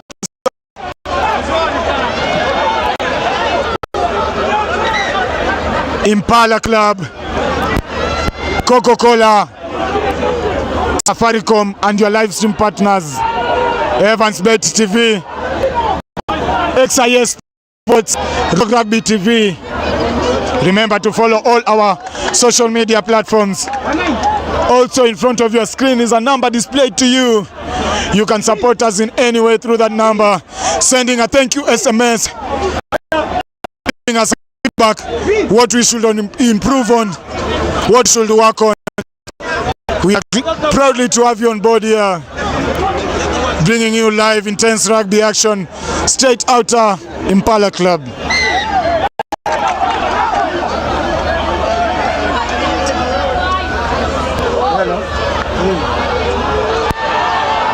Niko commentary.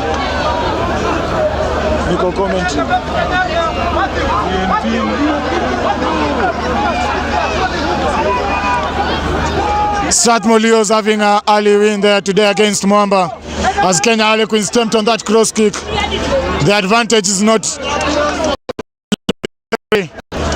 as Kenya Harlequins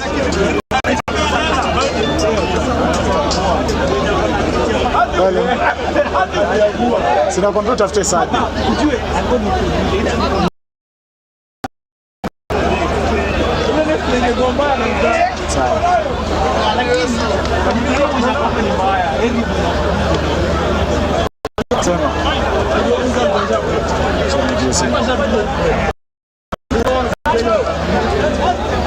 Nani watu wenye wako hapa ndani na shangana safi store ananipigia mimi.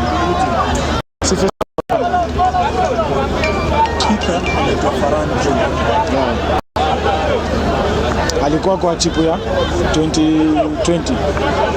Kazi the year after COVID 2023.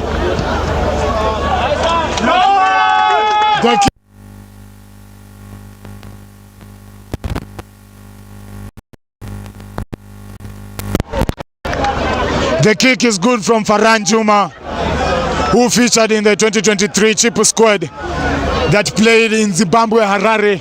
Has his first cup win there for the national team. We saw him bring his kicking skills and today bring the same play, same against KCB. The chase is good there from the KCB side. Kenya Harlequins losing that ball forward as referees say play on. Not gaining the advantage meters there. Adding 3 points as we go back to make the scores KCB 12, Kenya Harlequins 3.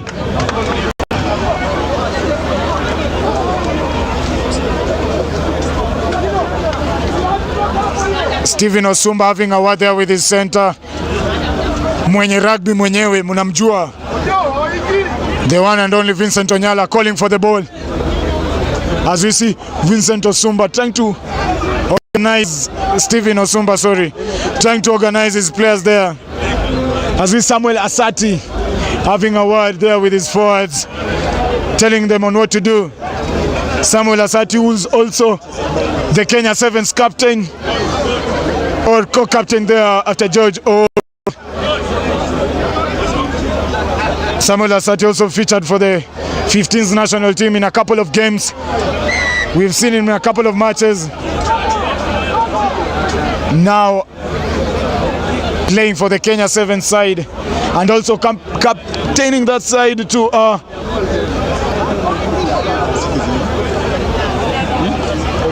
a final against Fiji, which they lost. But Samuel Asati, the dedication that he has brought towards this game since his early days in Northern Suburbs. He has climbed through the ranks, through the academy of the KCB. Him with his notorious number 10 there, Stephen Osumba. As we see KCB now go for the 5-man line out there. The take is good. They try to maul it in the Queen's 22. As we see KCB pods organizing themselves to go out wide. There comes the first carry from the KCB side off that line out. As referee trying to call it, and there comes the quick tap from the KCB side. Only a couple of meters to go in that try box as they get in now. Captain Felix Ojo showing the leadership skills, leading from the front, getting the 5-pointer. There is KCB through Felix Ojo, one of the most experienced guys who's left in this young squad. We can see that Felix Ojo has been the side that has won the 5-time Kenya Cup for the KCB side. Now being one of those guys that has been left now to represent the slogan and the logo. KCB leading 19, Kenya Harlequins 3. With less than 20 minutes played, KCB leading this game 19, Kenya Harlequins 3. Talk about another big name now joining the KCB technical bench, Nyakundi. Talk about Nyakundi, the Kenya 15's captain, now joining the KCB technical bench. He did it good, he served his time well, and now he's trying to build the energy back to the young guys. Asante sana Nyikuli for your service. Kenya Harlequins now going deep in the KCB 22. It is the 2025 FloodLit tournament, proudly brought to you by the Kenya Rugby Union, your live stream partners, Evans Bet TV, Sports, Tisini Sports as your stats partner, bringing us live action, and stats is Tisini Sports. As we try to build on the game, remember to support the channel in any way you can as you send your feedbacks through the number that we have just shown you there on the screen. Shout out to you, you're streaming live wherever you are, in your office, wherever you are. Shout out to you, you're streaming live in your office, at home, here at Impala, as we bring you intense rugby action. As we see KCB trying to run it out wide. There comes the B-ball from KCB. Gaining meters there is, as we see Stephen Osumba coming up with that up and under. The chase is good from Vincent Onyala. And there comes the return kick from Kenya Harlequins as they try to look for the 50-22. The kick finds grass as doesn't go out, bringing it to a 22 drop out there towards Kenya Harlequins. Remember also to tell us what you're expecting in the 2025-2026 season that will be kicking off in a few weeks' time.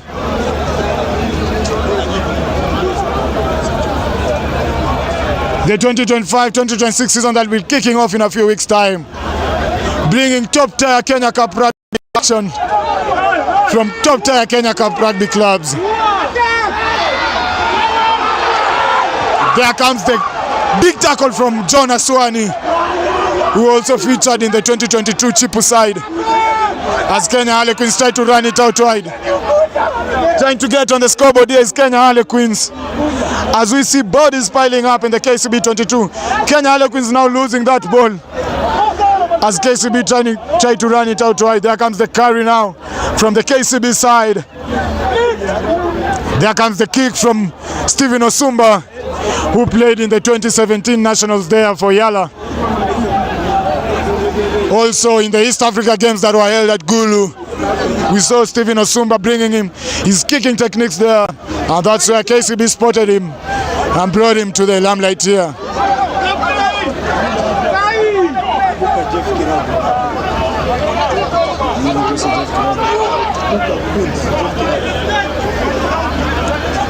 Jeff Kiragu also here, being those who are retained in the Kenya Harlequins squad. Now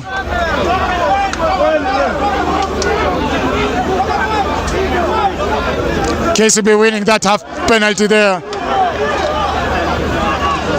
as we see Stephen Oskuma go for the tap and go, and there comes the up and under. The knock-on from Kenya wins as the referee says play on, it's advantage.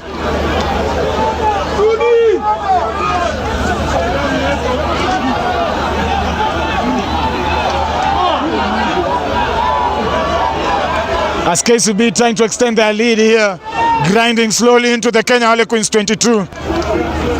Referee calls back for the advantage that was not gained earlier.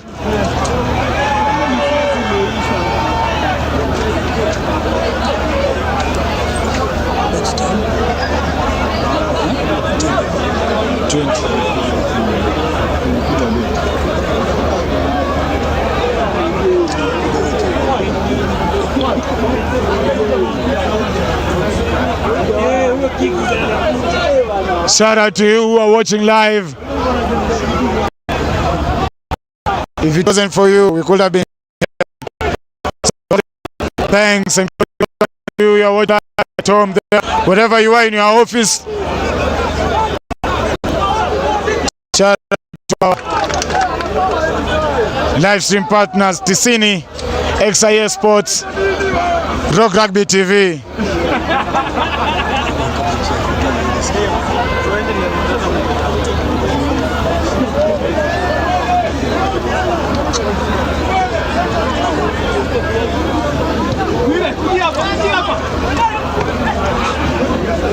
KCB trying to run it out right there. There comes the switch from KCB. But the knock-on from John Aswani wasn't expecting that pass. He wasn't expecting that pass. As we see him down on his knees. The medic there rushing into the pitch to check on John Aswani.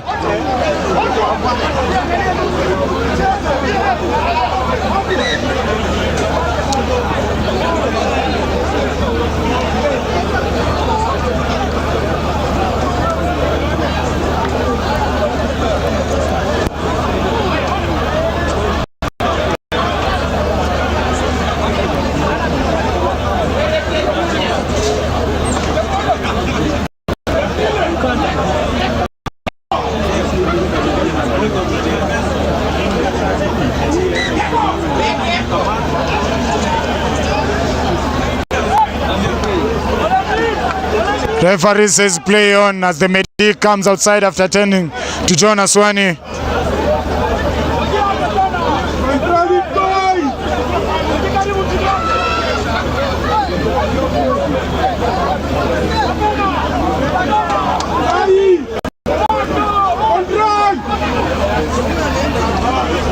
Kenya Harlequins now decide to run it out wide. Referee says they lost that ball forward. A lot of handling errors in a few minutes here. As we see KCB still leading this game.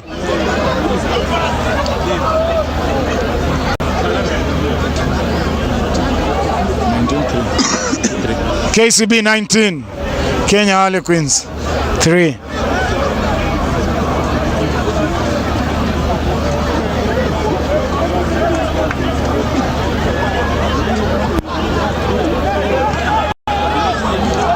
You take 111 through Ngong Road.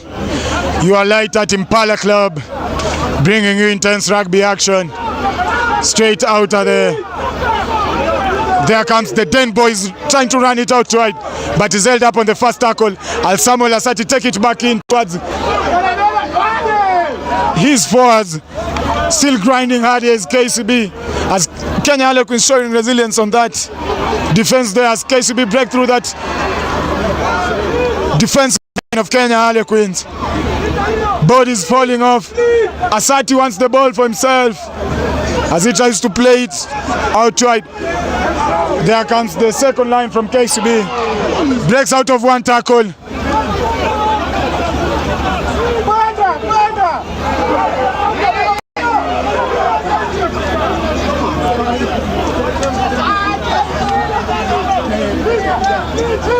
Kenya Harlequins here defending really hard in their own half, showing what they can offer after that banter that guys really put out there on social media.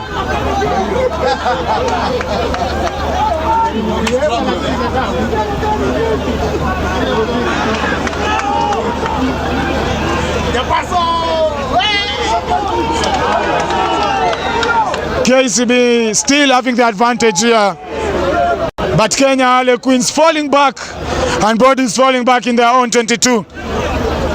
As we see now Samuel Asati taking charge on what they should do, either to go for the three-pointer or have a line out there and have the forwards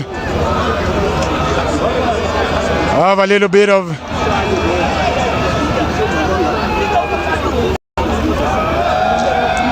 now, as we see KCB deciding to go for that line out there.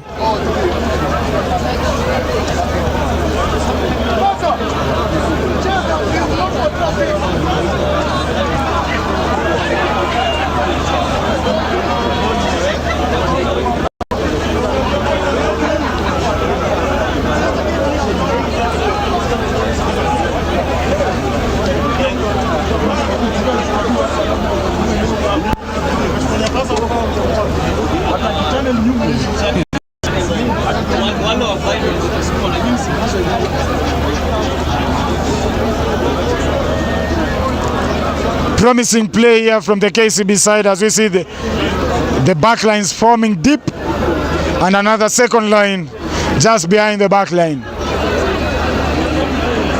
As they decide to maul it there, KCB few meters to go into the Kenya Harlequins try box. The ball is available to be played, says the referee, and there comes the try from the KCB. We all know that it was going to be an easy peasy for the bankers, especially after that loss against Oilers in the last weekend. Right. KCB at another 5 to make this KCB 24 with the conversion to come. Kenya Harlequins 3. KCB extending their lead there with 24 points on the scoreboard with the conversion to come. As we see Stephen Osumba setting up for that kick. And Nyikundi there just having a word with the forwards. Another big name that has featured for the bankers here. Has won it a couple of times. He has won so many floodlights at his prime. He's won it with Kenya Harlequins too. Won it with the bankers. Now bringing his experience to the technical side is Brian Nyikuli. Also another big name now featuring for the Kenya Harlequins technical bench as we see them going to that warm-ups. Patrice Agunda, another Kenya Cup champion back in 2010, who was in the forefront to show Kenya Harlequins come back in that comeback against KCB back in his day.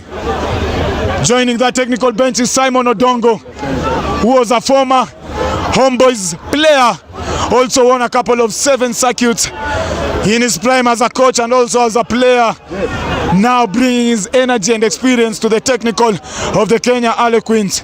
Karibu sana Simon Odongo.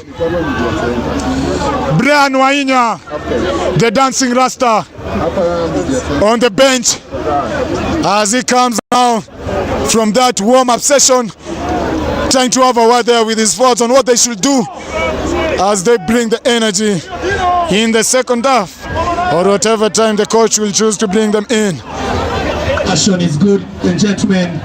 KCB stand the lead. KCB 26, Kenya Harlequins 3. The 30-meter kick was good from Stephen Osumba, bringing the current scores.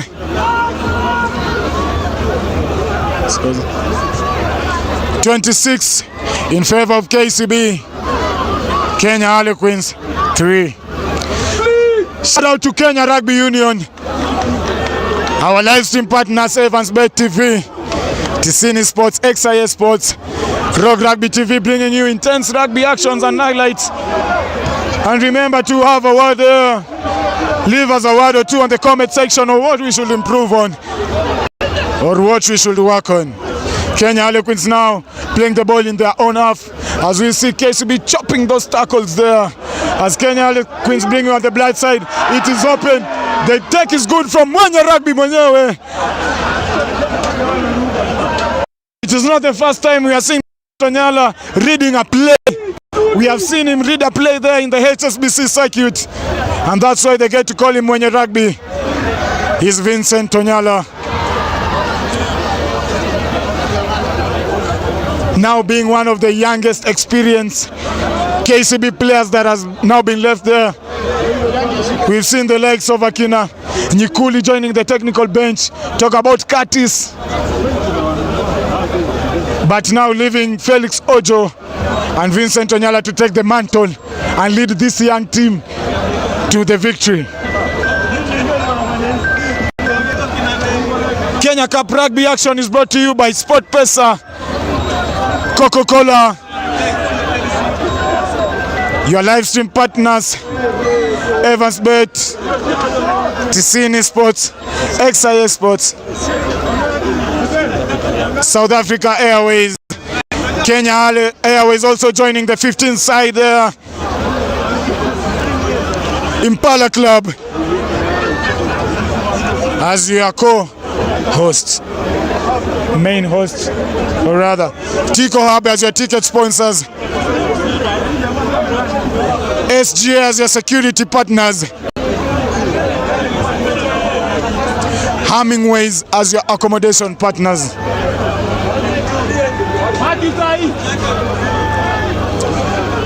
Kenya Harlequins really showing what they can do here. This is a young squad. Remember, these players have been entrusted to lead this team after that shocking news that we had a couple of weeks ago, where Kenya Harlequins dropped almost their best players, their best 17 players, when people thought that rugby was over down there at the Orchid base. Kenya Harlequins bringing now new players here. Akina Shaku. Talk about the likes of Akina Reptile.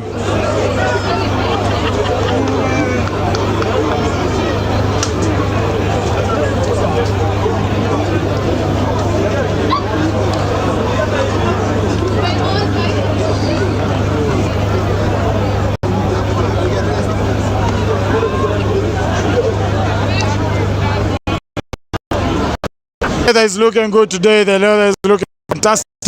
Our fans are looking awesome. They're all dressed well. And to you are watching us back at home, shout out to you for the last week, for the 15,000 subscribers and the viewers who are viewing last week's edition of the FloodLit tournament. Also, shout out to you.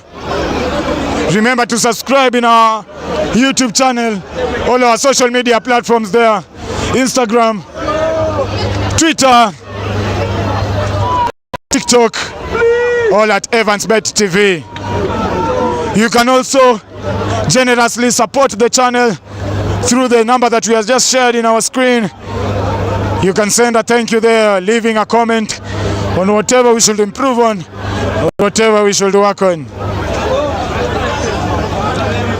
Evans, as I bring the mic to you, what do you think that Kenya Harlequins need to work on to get this game on their favor?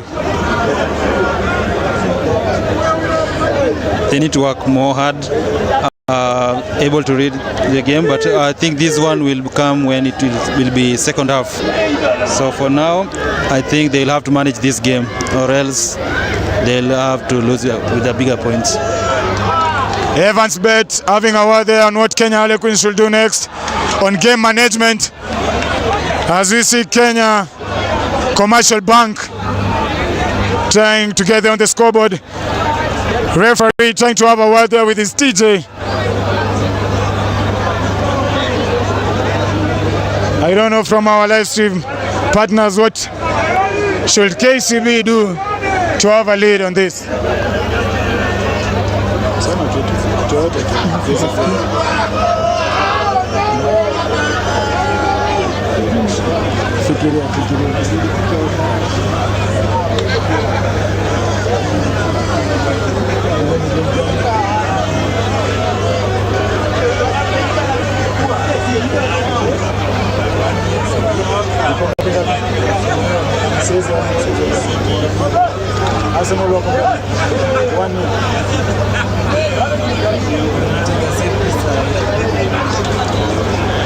As KCB organized themselves on that set piece, the line out is good from the KCB side as they try to grind that ball into the Kenya Harlequins try box. The referee said the ball is available. Body piling up on the Kenya Harlequins try box as we see that first carry off that line out. As the referee calls it back. Advantage towards Kenya Harlequins. Also on my left side, it is a football match going on as we see Arsenal leading that game against Burnley. And I continue to bring you intense rugby action here at the Impala Club as we await for the main cup semi-finals that will see Menengai Oilers taking on the university side Black Blad. The night will be full of rugby action as we see Nondescript taking on the host Impala later tonight on the final match of the day. There comes the first carry from KCB as we see the winger calling in for the ball.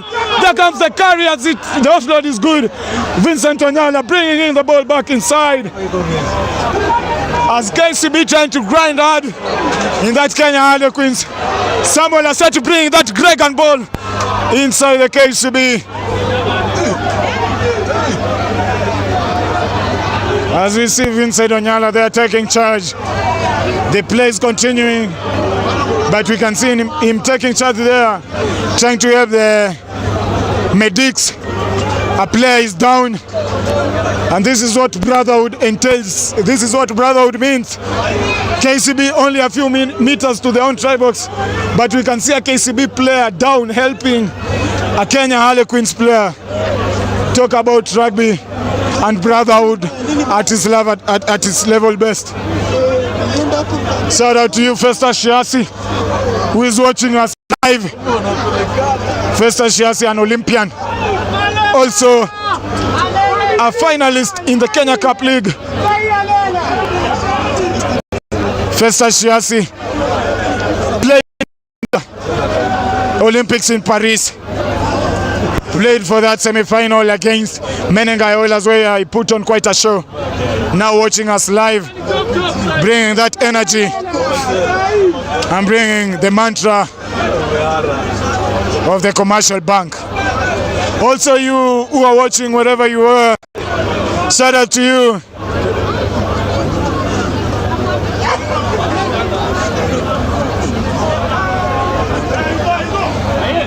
As we bring to you intense rugby action is XIX Sports, Ticini Sports, Rock Rugby TV, and your official live stream partners, Evansbet TV. Remember to support all our social media platforms. Subscribe to our YouTube channel, and let us have a word or two with the number that we just shared on your screen there, on what we should improve or what we should work on. Kenya Harlequins back to 15 men as we see KCB going for that line-out option.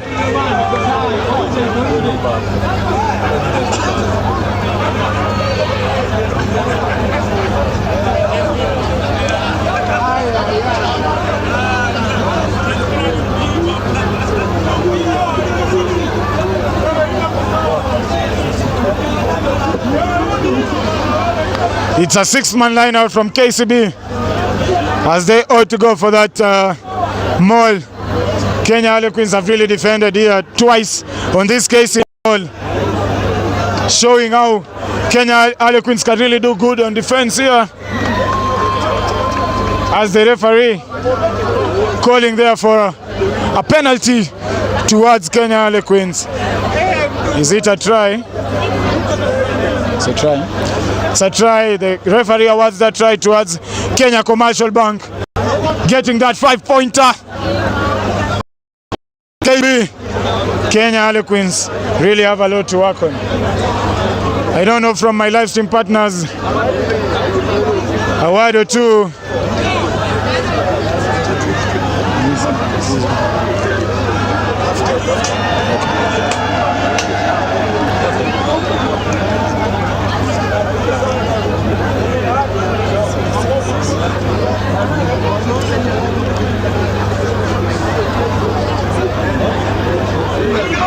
With the conversion to come, the conversion is good there. A 30-meter kick from Stephen Osumba as he extends this lead. The St. Mary's Yala boot boy played in that 2017 Nationals, where we saw St. Mary's Yala playing against Upper Hill School, losing that game in 1915. Stephen Osumba having most points of that game, now bringing his experience here 7 years later in the Floodlights Tournament 2025, proudly brought to you by Impala Club, Mpesa, Coca-Cola, Tico Hub as your official ticket sponsors, SG as your security, XIS, Rock Rugby, and Evans Bay TV as your live stream partners. Remember to support us by subscribing in all our YouTube channels, leaving a comment, giving us a like, and telling us what we should improve on.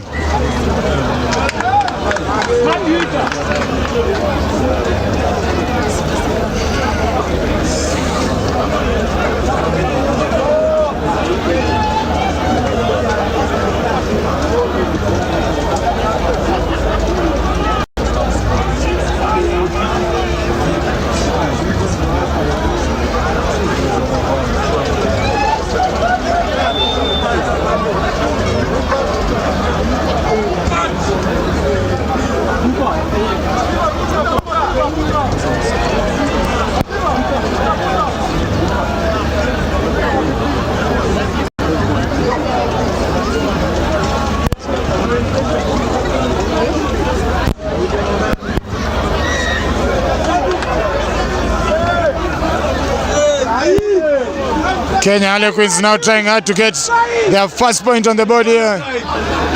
The first try on the board as they run it out wide. And there comes the try for Kenya Harlequins. With a few minutes to go to the final of the first half, Kenya Harlequins showing there what they can do when they are with the ball at hand. Very dangerous. With the ball at hand is Farhan Juma, who organized the play to set it out wide for that winger to score. As we see the legend Patrick Sagunda having a word there with the young tags. Patrick Wanaina, also another young lad who featured on that under-19 Battles Cup that was played in Zimbabwe. Captain that side to that lead in the Zimbabwe club. Having a word there with Patrick Agunda, who has been in the same position as he has been a couple of years back. Who won this Floodlights tournament. He has won the Kenya Cup side. The conversion is good from Farhan Juma. Beautiful.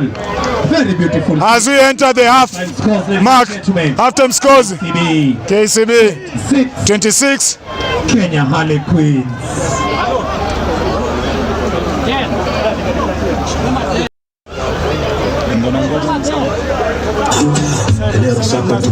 Kenya Harlequins 10. Halftime scores. KCB 33. Kenya Harlequins Sasa niende nikunywe maji. Nataka kuambia mtu amenikamata mimi kwa nimevalia kwanza na pia nikashindwa niseme nini. Kunywe maji hata nikunywe maji.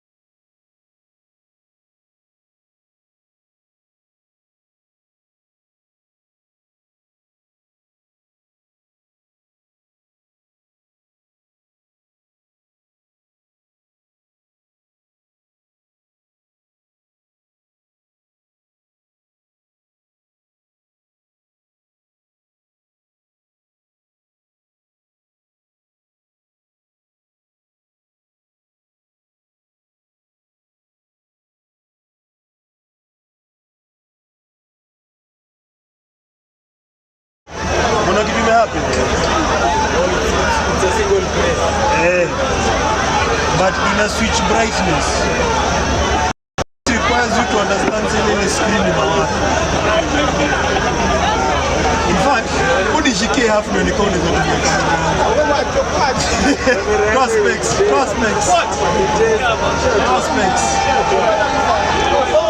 Your button you're peeling important.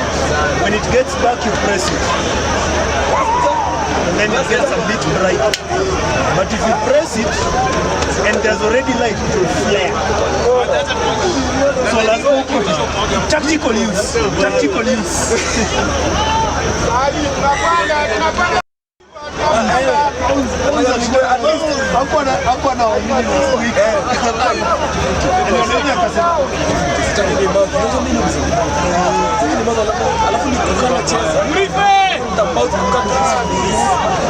All my life.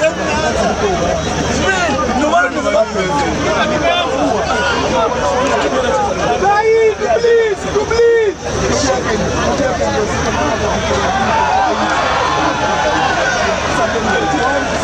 Please.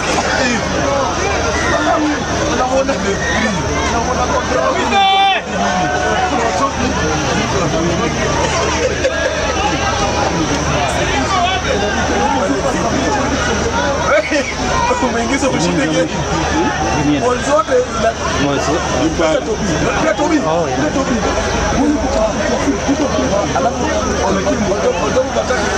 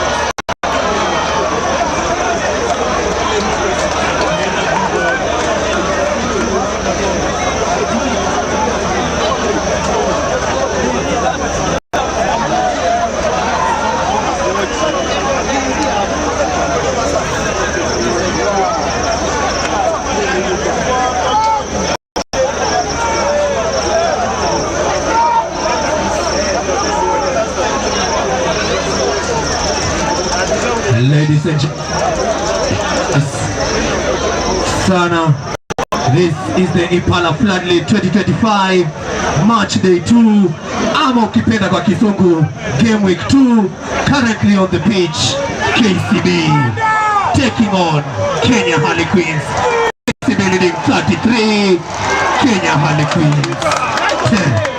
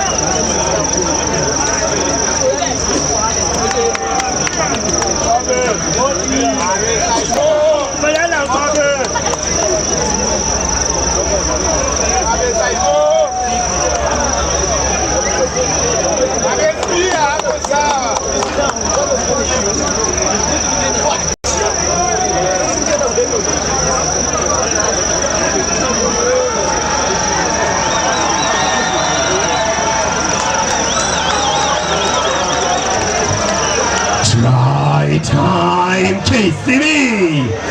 Try and conversion, ladies and gentlemen, taking KCB into the 40s. Kenya Harlequins.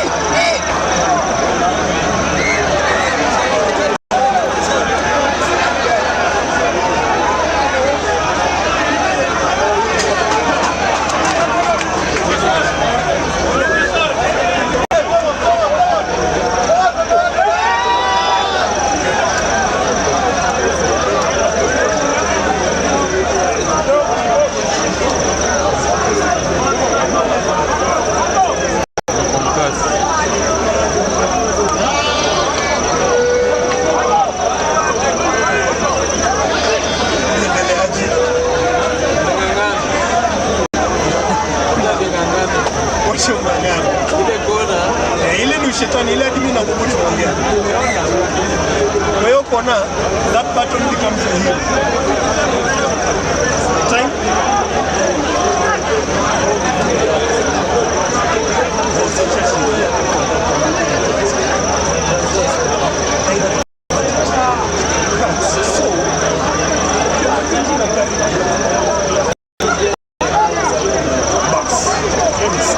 But if it happens in open, itabidi utaingia ni scrum it, sije record, you miss like 3 seconds.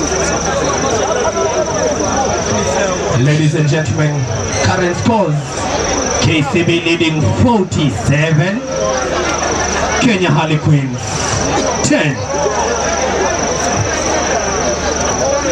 45.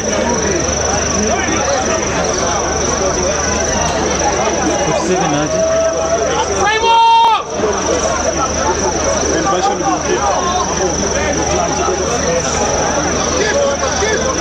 Imeingia.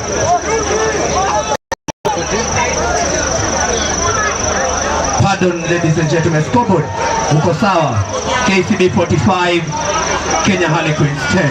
Coming up after this game, ladies and gentlemen, wamesema washindi wa tournament Menengai Oilers taking on the youth from Blak. Oh, KU, Kenyatta University. Call them One Youth. Semi-final happening right here at the FloodLit 2025 tournament. This being game week 2, ama kwa kizungu sema match day 2, and currently on the pitch KCB leading 45, Kenya Harlequins 10.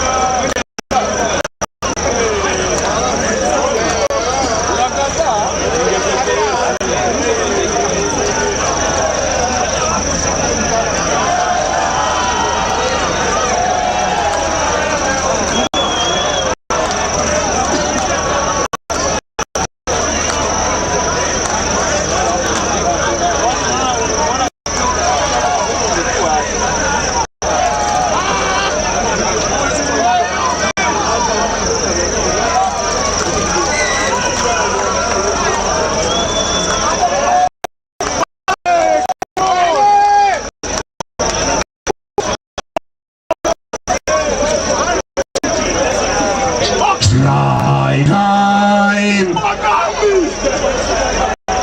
Going to, ladies and gentlemen, KCB adding another 5 to make the scores 50 with the corner.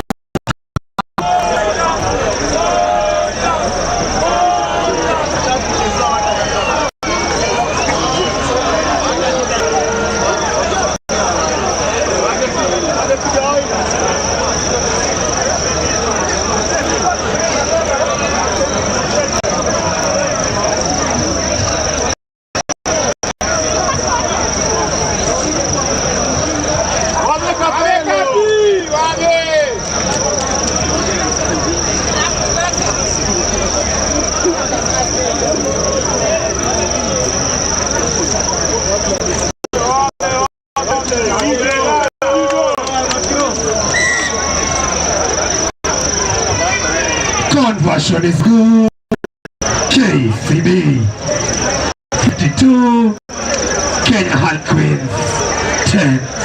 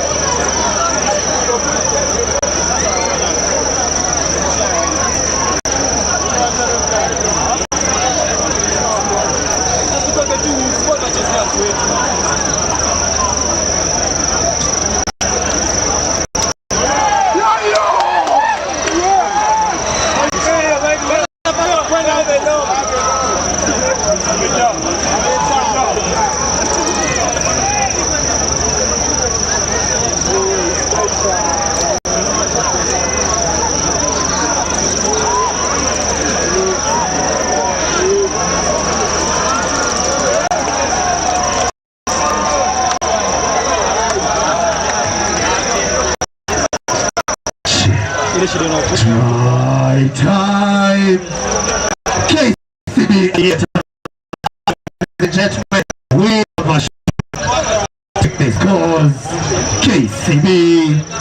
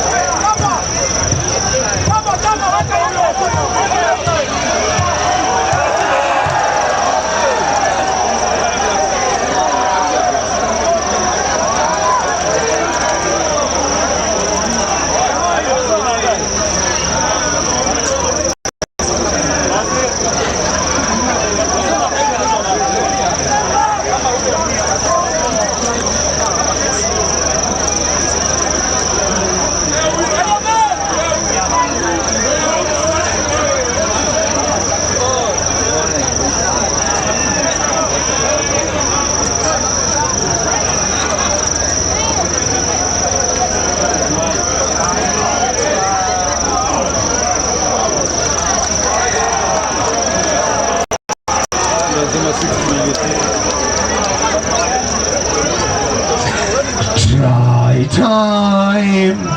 KCB adding yet another 5 to make the scores in a conversion to come. KCB 64, Kenya Harlequins 10.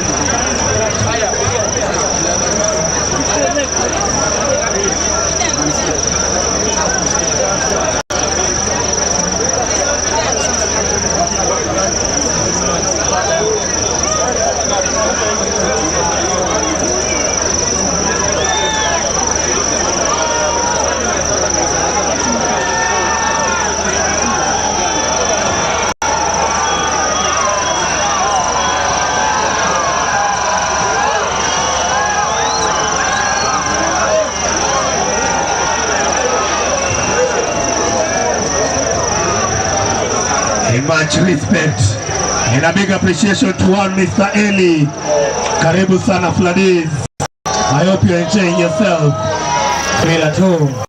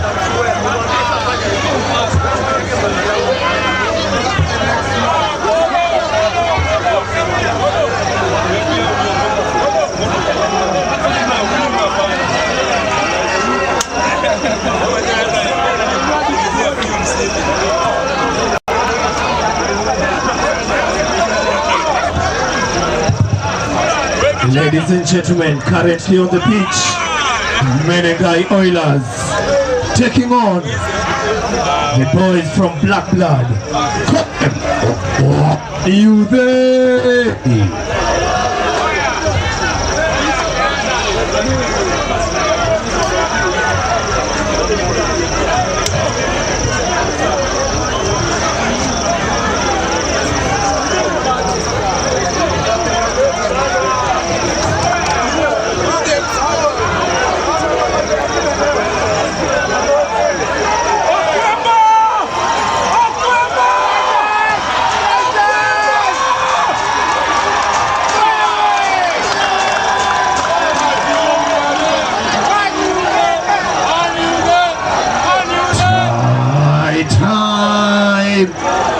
Menengai Oilers. Ladies and gentlemen, Menengai Oilers going over for their first try of the game. With the conversion to come, Menengai Oilers leading 5-1 Youth 0.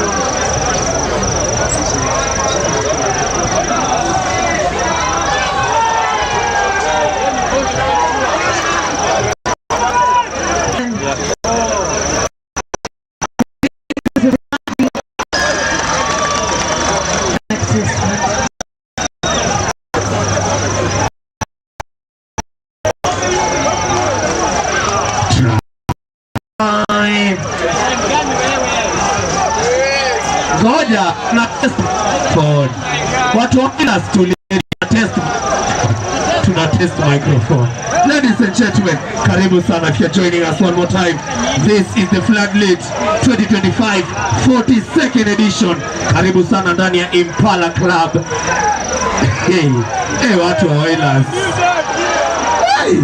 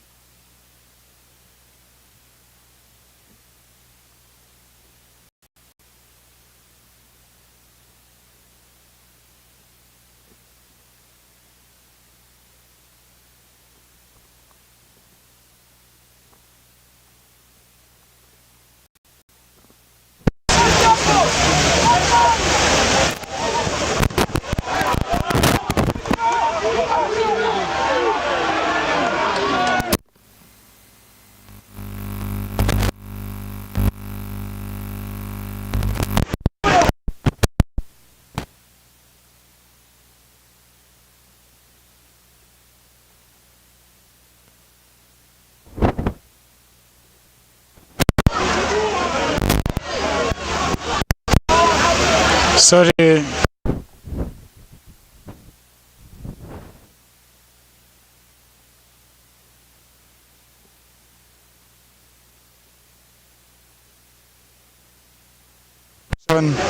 Good commentary. Yeah, TikTok partners, TikTok Livestream partners, Evans Ben TV, in conjunction with X.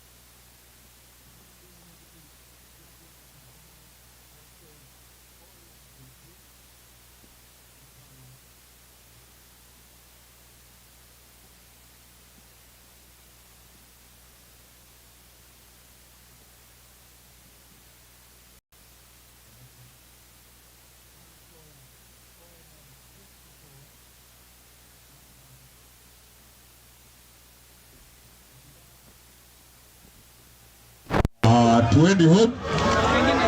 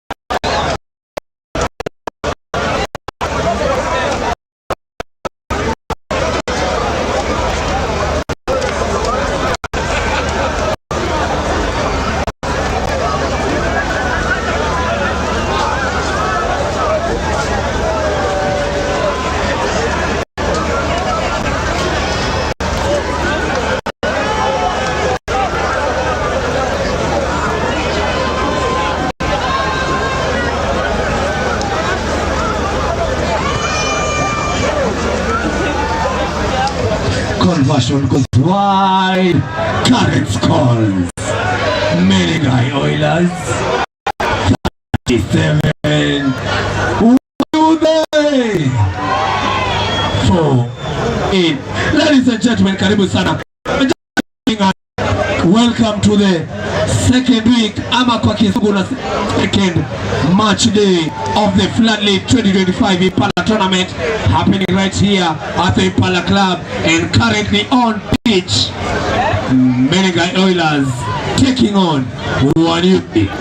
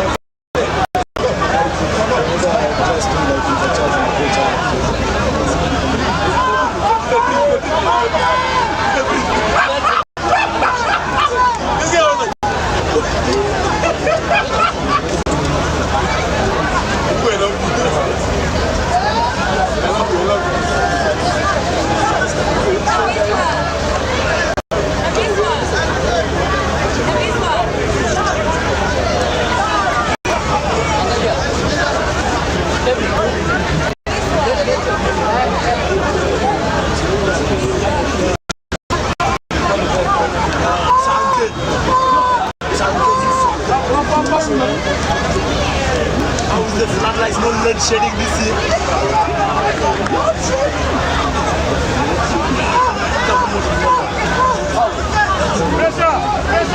How load shedding this solo. But this is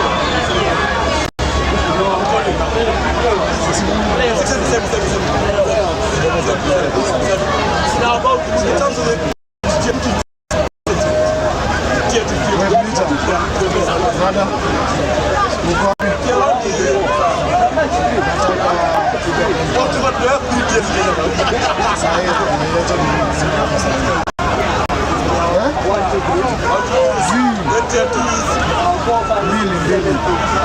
let the rest of you just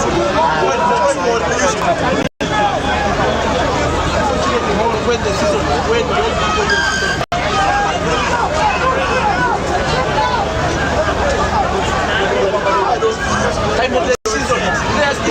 the same time. Ask Mwamba. Ask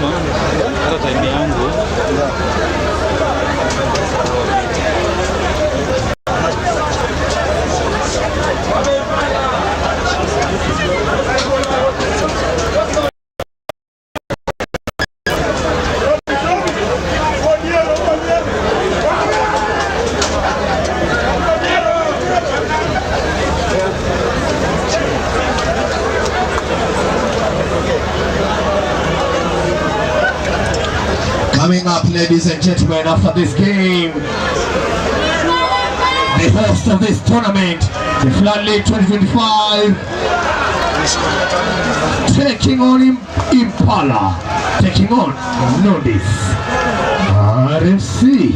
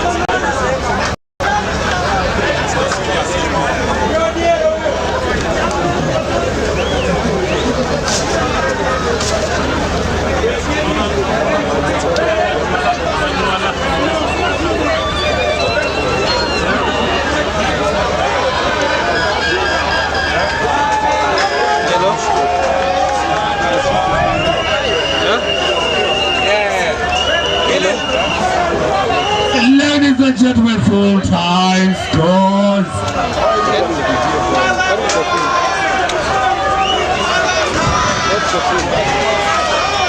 The champions, Menengai Oilers, 42, Wanyume, Blad, 21. Coming on to the stage, ladies and gentlemen, the last game of the semi-finals. Wale watu wanaongea kizungu kushinda wazungu, Nondescript RFC taking on the host of the FloodLit Impala tournament, Impala RFC. Ige, cheza kama wewe.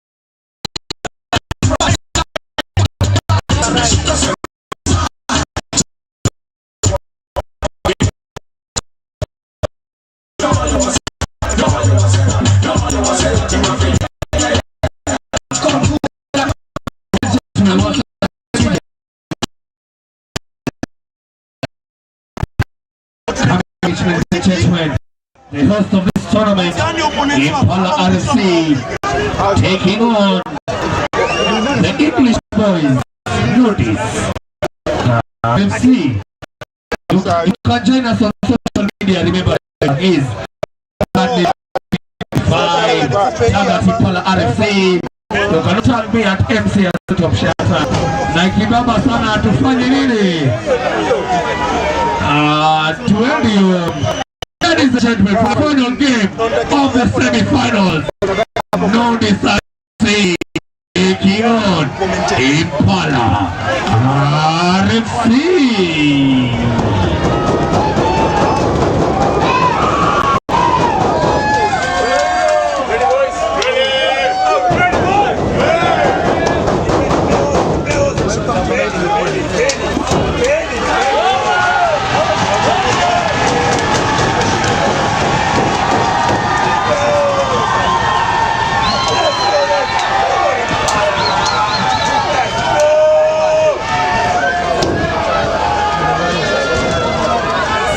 Ladies and gentlemen, show some love for Impala RFC.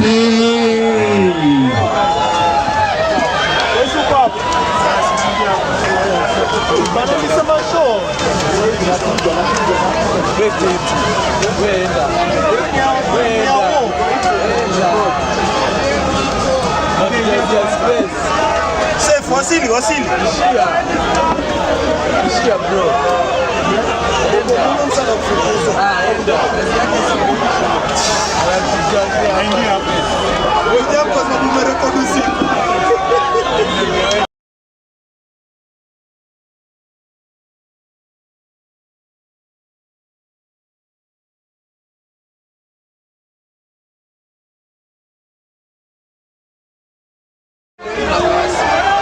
Hii itatutoshana Evans. Evans ana rotate.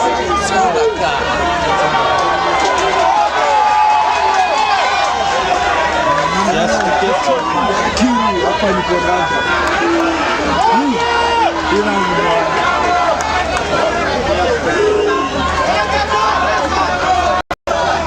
Action.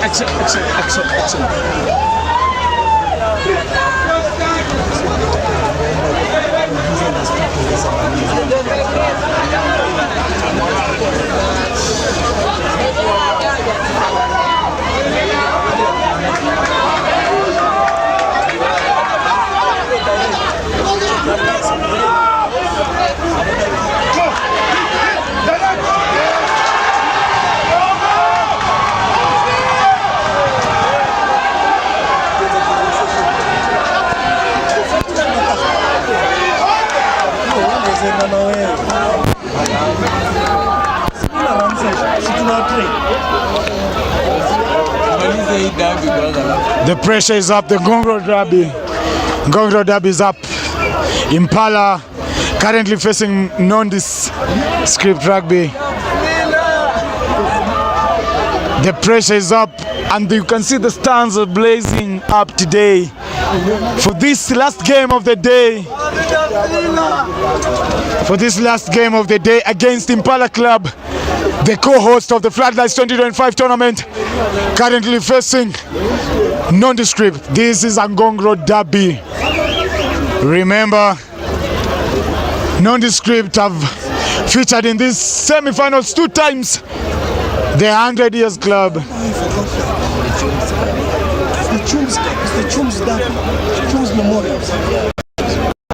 It is the Chum Memorial Derby. Nondis have had 2 times in this Floodlights semi-final, bringing you to the last game of the day. Currently, Nondescript 0, Impala 0.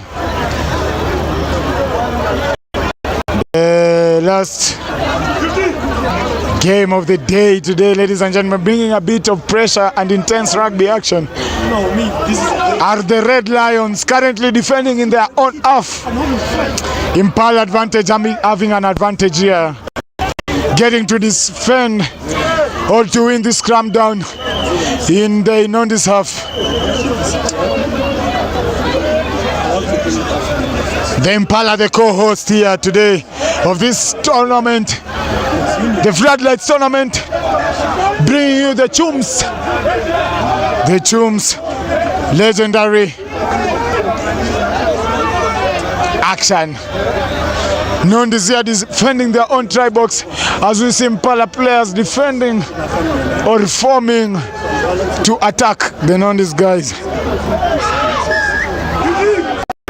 Half penalty there, there comes the quick, there comes the long pass, there comes the grabber from, as Nondis win the ball here in their own 22. The rack is good, says the referee. As we see Kinyua trying to set up the platform for the exit kick, there comes the box kick. The kick is good, it finds grass, back to the hands of an Impala club. There comes the up and under. The take is good from the Nondescript side as they get back in their own half.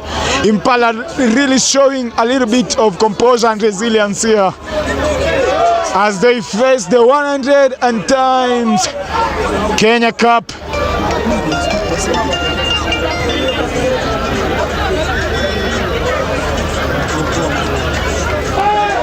Boss, unajua niko kwa TV.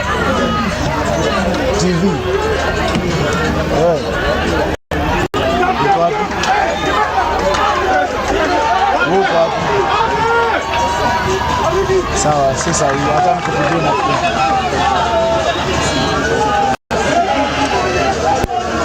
winning that collision point is the Impala Club Rugby, having their first line out of the game inside the Nondis 22. As we see their fans coming out blazing, supporting that play.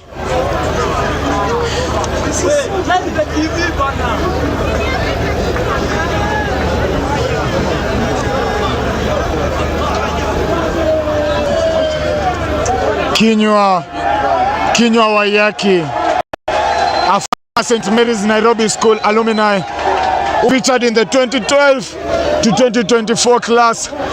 He's climbed the ranks through the CBC all the way to the senior level, having featured in that Kenya Under-20 Cup in 2025 this year. His target is to play for the Simbas today as he shows his resilience and composure on the number 10 jersey. Ladies and gentlemen, for the Nondescripts, currently on the pitch, Impala taking on Nondis. Nondis 0. It is a tight match here as we see Impala trying to drive into the try box of the Menengai. Nondescript Rugby. Sorry there, ladies and gentlemen.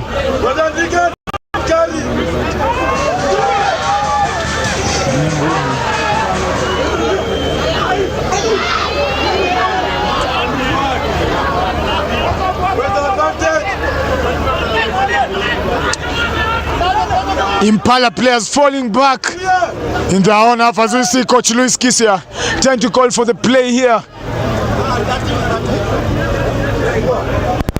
A coach who coached for the Strathmore Lions, brought so many young guns in this generation. Talk about the likes of Akina George Oro under the name of Coach Luis Kisia. Coming and climbing through the ranks was Gabriel Aimba. Now bringing his experience on the Impala side is Coach Luis Kisia, a former Mwamba Cup champion and a Mwamba Cup player. Now the current head coach of Impala Club Rugby.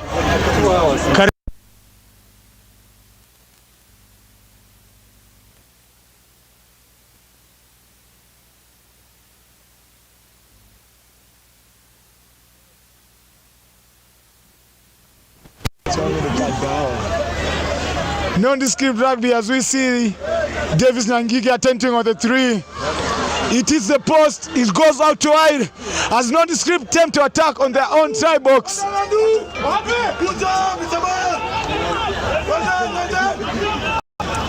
Sema shida zako. Mbasta.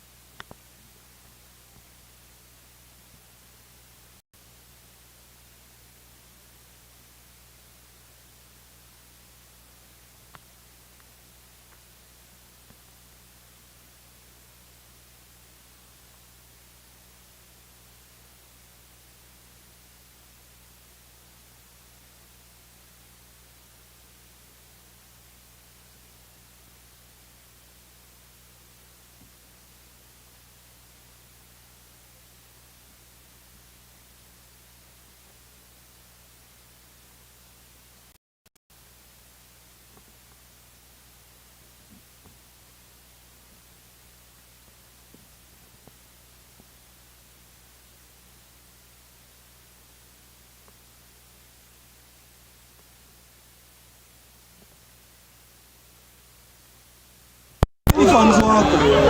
Sini fans wako. Quinto there was the top point scorer in the 2023-2024 season, bringing here his energy in this game as we see Impala taking on Nondescript Rugby in the last game of the day. There comes the big run from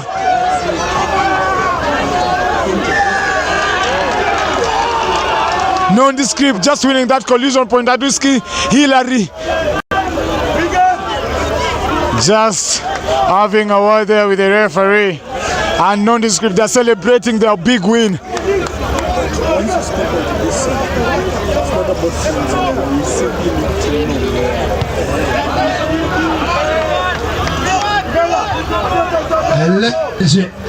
Karibu sana Nondescript Rugby bringing the energy. This week the semi-finals, and currently on the pitch, Nondescript FC taking on the host of the tournament, Impala. Nondescript FC taking charge here of the line out as we see Ronnie Omondi talking with his counterparts there, the forwards. Ronnie Omondi, a former St. Joseph's alumni, also a Kenya Sevens and Dubai 2022. There goes the tap and go from Ronnie Omondi. What does he bring to this team? That's what he brings, the intelligent, the number 9 years in him, a former St. Joseph's alumni, now trying to organize his sports here as the Nondescript players go around. Kinywa taking charge. There comes the pass from Kinywa as the Nondescript go out wide. The rack is good and secured from the Nondescript side. As we see them falling and putting pressure into the Impala 22. The carry is good. Nondescript Rugby showing their 100 years of resilience here in rugby. Impala falling back in their own try box as we see.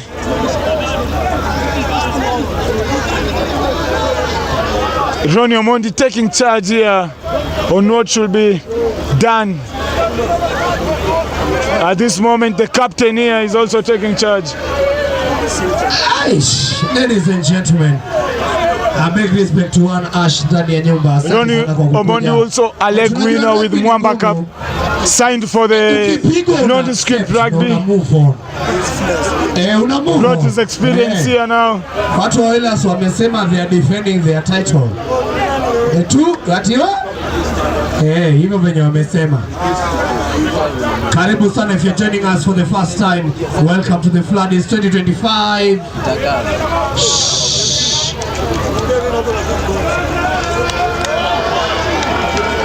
The kick is good as it hit the post there. What a good kick from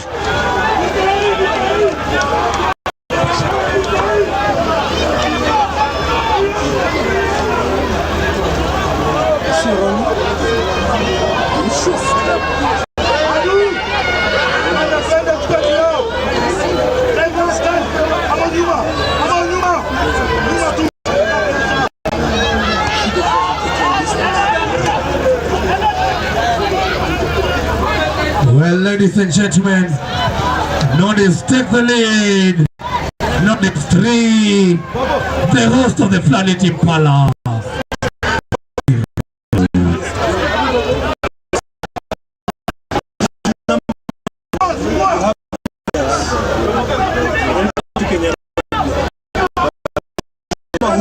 Number 20, who's number 20?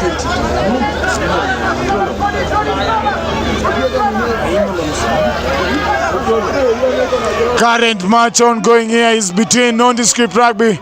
This is a Chums derby between Nondescript Rugby and Impala Club.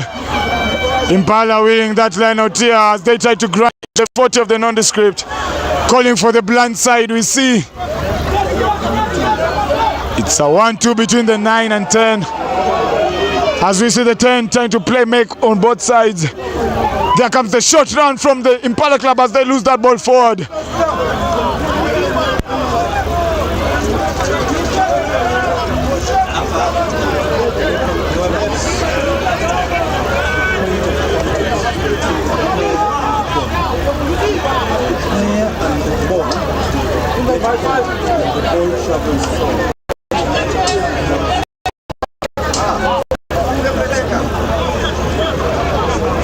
pia ni research.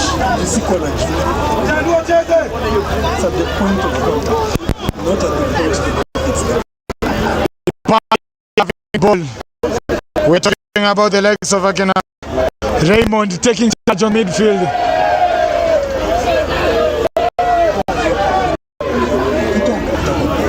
George Okoro at number 13 having a word there with his counterpart Raymond on what they should do. Winton wanting the ball tried. Should do. Blad, we have Derek calling for the ball. The number 9 should just is open, says there comes the ball goes out, finds grass. The kick was good as David Nyangige there trying to place his brains, trying to find the grabber kick towards Derek, but the kick finds touch. Coach Louis Kisi applauding that play there from David Nyangige, one of his assassins who recently came from Strathmore to join the Impala club at only 19 years, and high school alumni of the great St. Mary's at Embu. The lineout is good from Nondescript. There comes the kick, finds distance. The take is good from Impala. There comes the return up and under, and bodies piling up around the Nondis aft are the Impalas. We see the referee blowing that for a penalty against Impala. As we see Impala boarding back towards 10.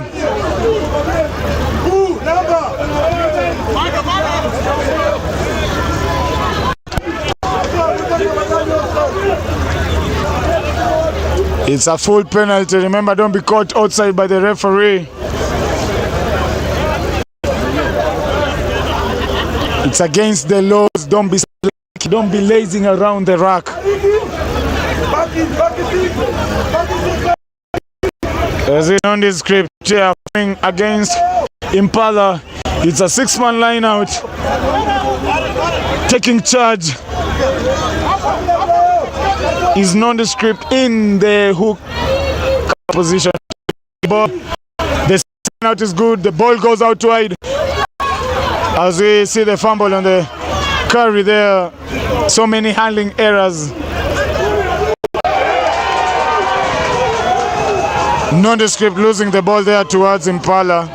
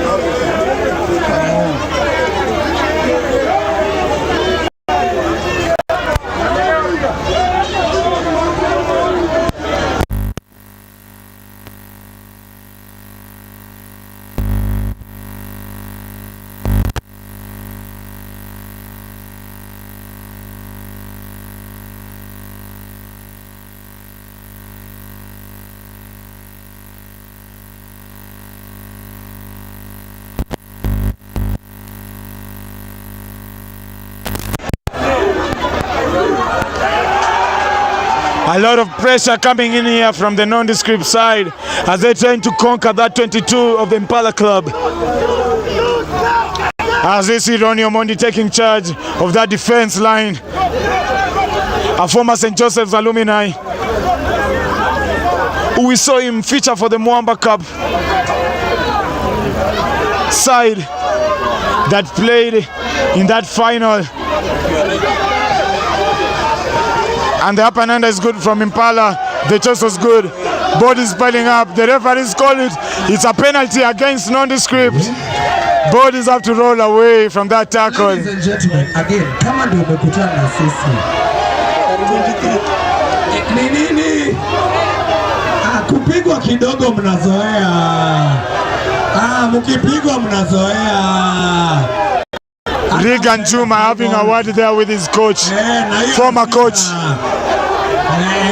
As we take a break here, Impala decide to go for that 3.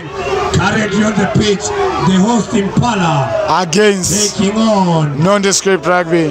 Nondis RFC. Coach Louis Kisi having a word there with his players. Regan Juma taking the charge as a pack leader. Regan Juma, former Strathmore Leos player, ACB, later being dropped this year and joined the Suarez side, the Ngong Road side. Welcome to the Chums Derby. As we see Impala trying to take that 3, as the conversion is good. Does he have the distance? The conversion is good. And there comes the kick from Quinto Ouko. Remember Quinto. Remember the name. Remember Quinto. Be adding a 3-point to their scores. The 2023 championship top scorer with his boots. Well, ladies and gentlemen, Quinto there. Anasema kutangulia kwa basi sio kufanya nini. Ladies and gentlemen, welcome once again. Currently on the pitch, Impala taking on Nondis. Quinto, one of the long-serving members that has been left here in the Impala side to carry the badge. Talk about the number 14, Quinto. As the kick fumbles towards Nondescript. The TJ said the kick was good. Quinto, a milestone, achieving their milestone of almost 11 years playing for this club. Delivering and honoring the club mantra is Quinto, putting them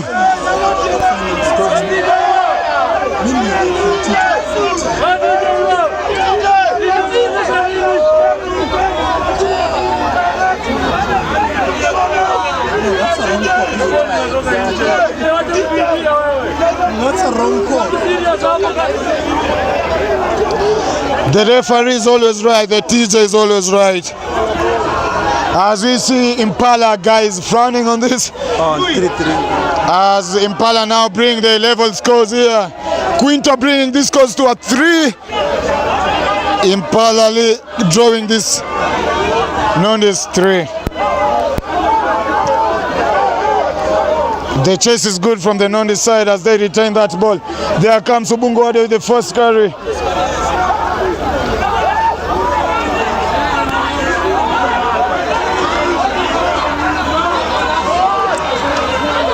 Whiteboard is now piling up in the Impala side as they try to defend their own try box here. We see Nondescript Rugby, one of the most successful clubs here, having achieved that milestone of 100 years. Celebrating that last year, about one. Nondescript Rugby.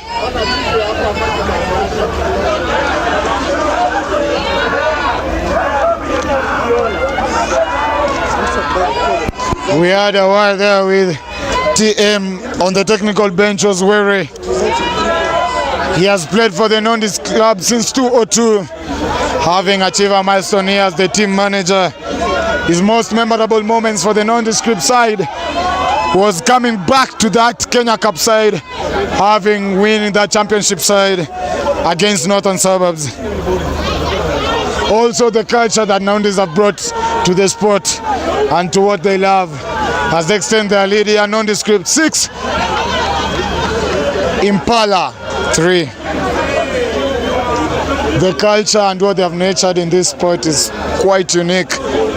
Having spotted Maxwell himself to the Catholic University, now featuring for this side. Also, let's talk about the likes of Akina Oyare, coming back from that injury and having that win against Strathmore last weekend. Let us not forget the past semis that they played against Impala Club last year. Same time, Save Avenue. As they achieve this milestone, we see Hillary walking out of that track. Is Hillary, another big name coming straight out of Kenya Harlequins.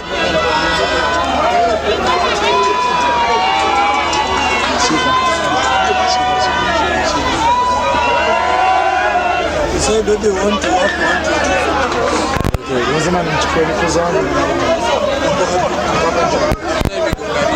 Ndio namwambia ngoja hadi hapo. Anangoja. Ngoja anaweza ingia. Si lazima wacha kizuri ama tunakuza watu. Wakati wapacha ni mwendele. Nisaidie sana.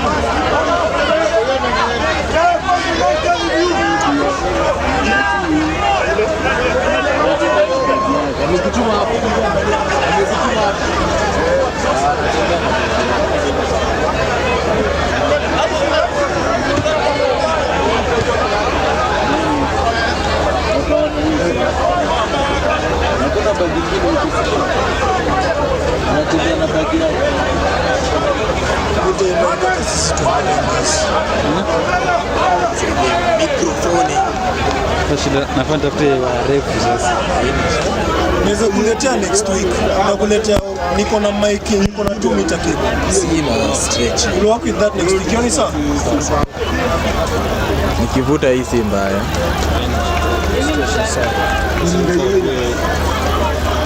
Hii si ni. Acha mimi nishi.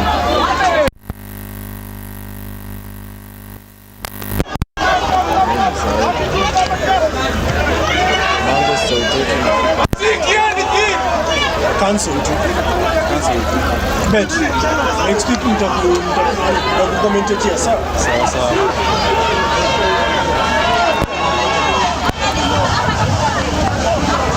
Because I have 2 microphones.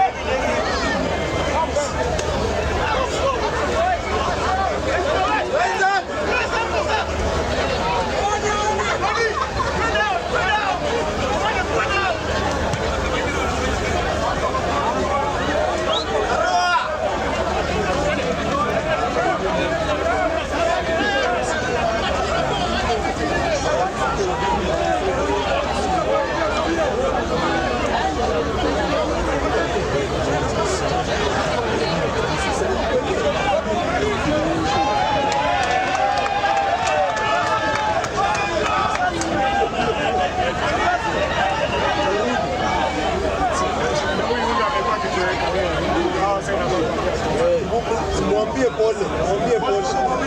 Mwambie pole.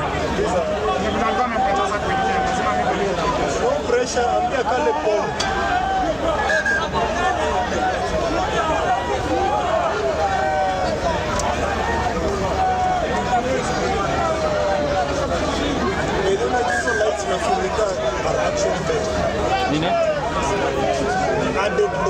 Oh yeah. Actually.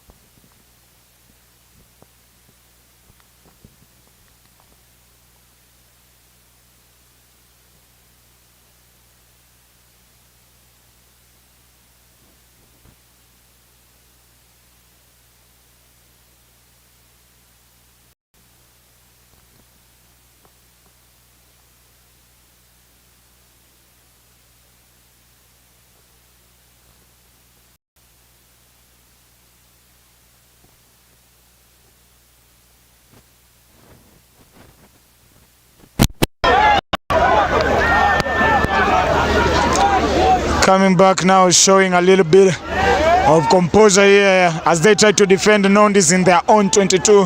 Nondis to take it out wide. The tackle was good. Zisi Nondis losing that ball. Into contact there. They retain it. Nondescript grinding slowly and hard into the Impala 22. He breaks out of one tackle. The ruck was good. Ronnie Omondi calls it out wide. And there comes the overlap. It's a 3v1. They decide to set the platform there. There comes the 22 carriers. The hard tackles come there from the Nondescript side, defending their own 22-yard. Big tackles there from the Impala side. As we see Nondescript trying to run it on the Blad side. But Impala really are much into this game. They want to win it. They want to be in that final. Remember, they are the co-host. They are the main host of this event. Today, yeah, the FloodLit 2025 tournament proudly brought to you by Postpeter. Tico Hub as official partners.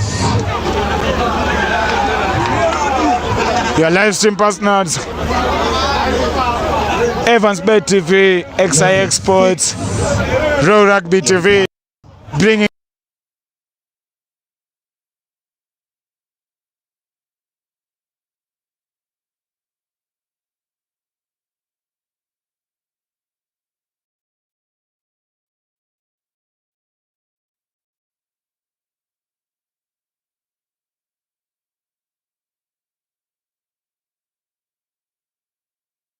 you'll get to meet champion there. Nondescript here taking charge of this game. Sisi ni final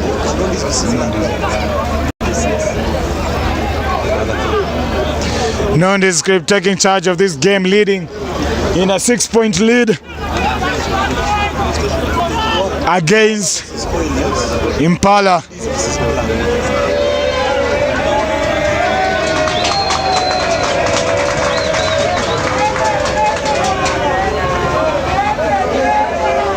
So much rugby action brought to you by Mpesa.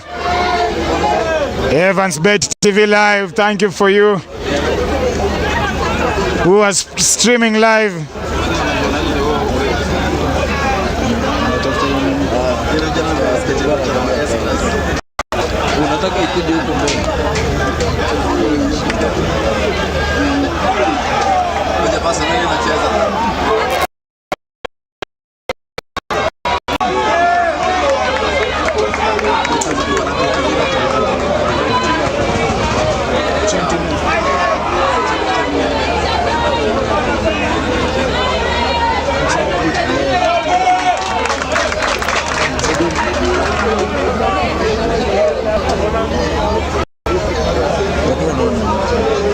Commentate kwa English. Commentate kwa share. Because he's already started the day in English. Ushajiseti. Ushajiseti. Nikikomentate kwa share itakuwa easier. Yes, nataka you already started the day in English. Kwani uko wapi? I know. Sujibu. Let's do this.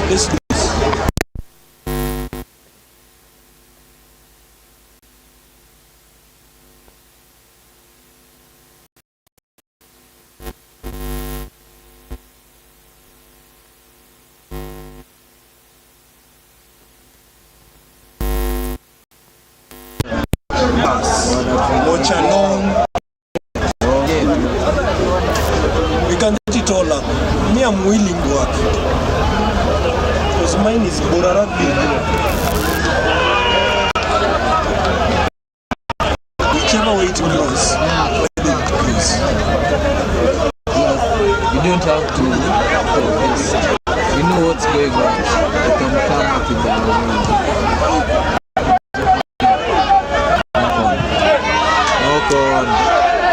There comes the confusion from the Nondescript side as we see him stepping out of one tackle. There's a break out of one. The offload was good.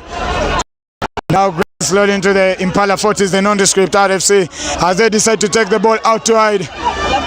Losing the ball in contact there. Nondescript RFC trying to extend their lead here. Put pressure on the Impala side. But Impala showing a little bit of resilience on their defense.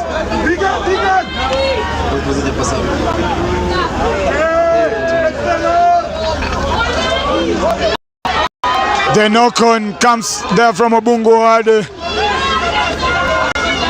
Referee says play on. The advantage is good. And there comes the box kick from the notorious number 9, Devin Nyagige.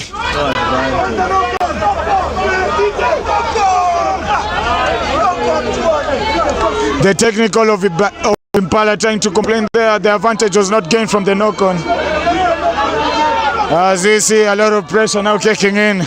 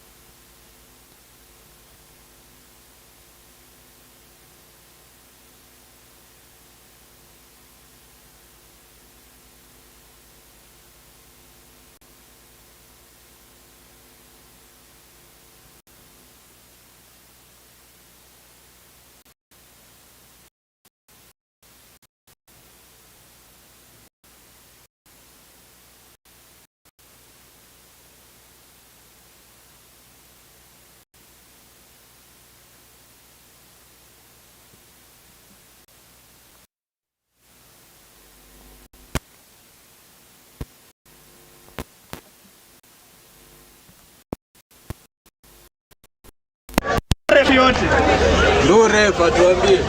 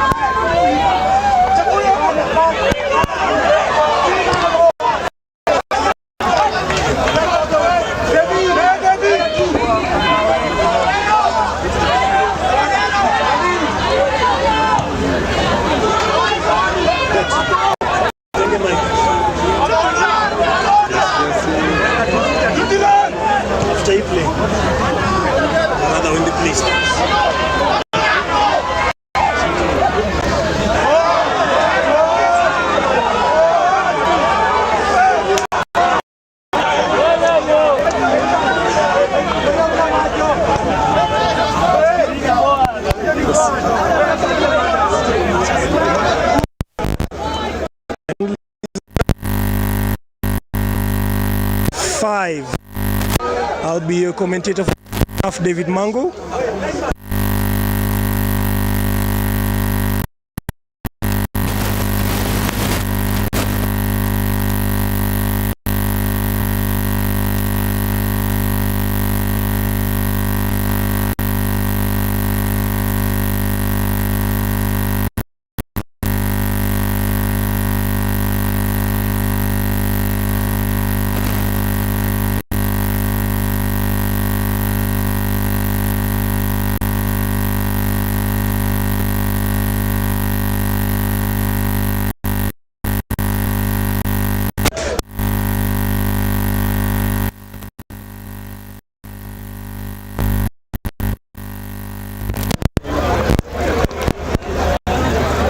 While Impala are in the red and white.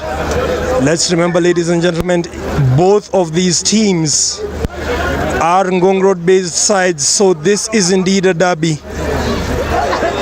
As you can see, very good dummy sold, and the ball kicked out of the 22. Nondis fielded it. A pass by Tony Fedens, and Impala rushing to close down, trying to gain as many meters as they can. The ball out of the ruck by Nondis and kicked to gain a few more meters. And Impala fielded it. A chip and a chase charge down, and Nondis break. Try time by Nondis.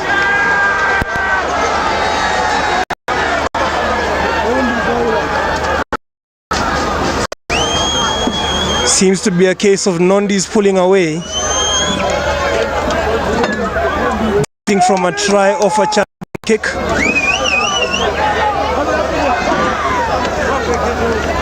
And my fellow commentator is back, Japaso, seated right next to me.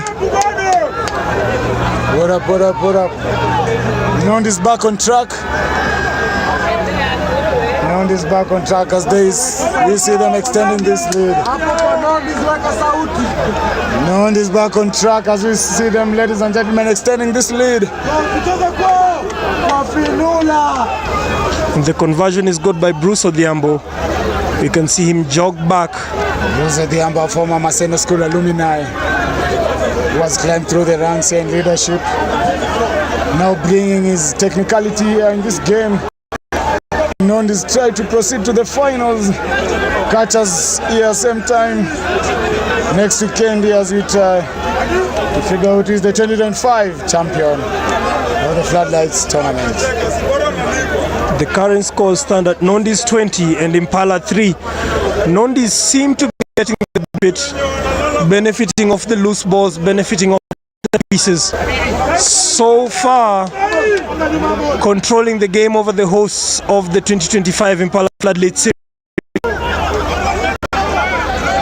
And you know one thing, I had a word with Kinyua. He told me one of his most memorable moments is when he made the squad back in 2012. And if you can remember very well, we have few people who have made this straight from St. Mary's School, Nairobi. Talk the likes of Akinabiko Adema. Now climbing into the history books is Kinyua, straight from St. Mary's School, Nairobi, playing his first floodlight tournament at only 18 years. What a milestone for this young guy. I remember playing against him in the Prescott Cup back in 2013. And Kinyo was so young at the number 10. What I didn't know is that St. Mary's School actually have the junior grade and the secondary grade. What you're saying, Japaso, is about 12 years old. Do you realize how far back that is? I have played a couple of matches here. You're a veteran in your own right. Yeah. Fantastic to hear. A couple of tries here in the same tournament. Yeah. Now we see Impala trying to do the same. Nond is giving them a run for their money here. A handling error there leading to a scrum, Nondi's ball, and the scrum is fed by Ronnie Omondi. Ball kicked straight off, trying to look for the 50-22. And Impala send it back, trying to salvage the meters from their try line. And we get a line out from about 40 meters out or 30 meters out. Nondi's ball with Impala trying to clear the ball from the defensive line. Nobody wants to play in their red zone. It's been a common theme across the FloodLit 2025 series. When you get the ball in your red zone, you'd rather have the ball out than play it within that area. We've seen in the previous game, Mwamba RFC playing the ball in their red zone, and it's cost them. We also saw with the Mwamba ladies, whenever they got the ball within their red zone, they cleared their lines. Northern Suburbs women's, on the other hand, played the ball in their red zones and got punished. Earlier in the day, right now it's nighttime, but earlier in the day we did see that Daystar Falcons also did suffer from playing the ball within their red zones. Nondi is keeping the ball from the line out, trying to build the phases. A ball back in and a hard run. Next phase, another hard run. It's been a common characteristics of Nondescript's rugby, building the phases, but it's been turned over. Phase play and the referee plays advantage. If you're just doing us, this is the last game of the day. The host Impala losing to Nondis RFC, not winning. Will the referee call that knock on? Impala. He does. Referee Kevin Wambugu with the eagle eyes from range. And now Nondis are in a bit of trouble. Let's remember, ladies and gentlemen, the score is 23 to Nondescript RFC. Apologies for that. 20 to Nondis and 3 to Impala RFC. A bit of history here. Let's remember that Nondescript RFC is celebrating 102 years of playing rugby within the country, and from them broke off Kenya Harlequins and Impala RFC. So we can't say that the father is playing the son with regards to this fixture, but it is also a derby, the Chums derby, Ngong Road derby, if you may say. Impala benefiting off the rack. I saw you there having a word, just trying to teach the young lads, don't play in your own half. Like you see the results now paying towards Impala. Always put pressure on the other side, like even if you're down, just get your opponents, put pressure on them, play on their own half. That's what Impala did here, and we can see the results are really paying off. Now as the Impala try to drive in the Nondescript try box, as we continue to experience intense rugby action here. Straight out Impala grounds. Impala trying to build the phases, looking for the first try of the day. As they get into the try box, is Impala. They do get it.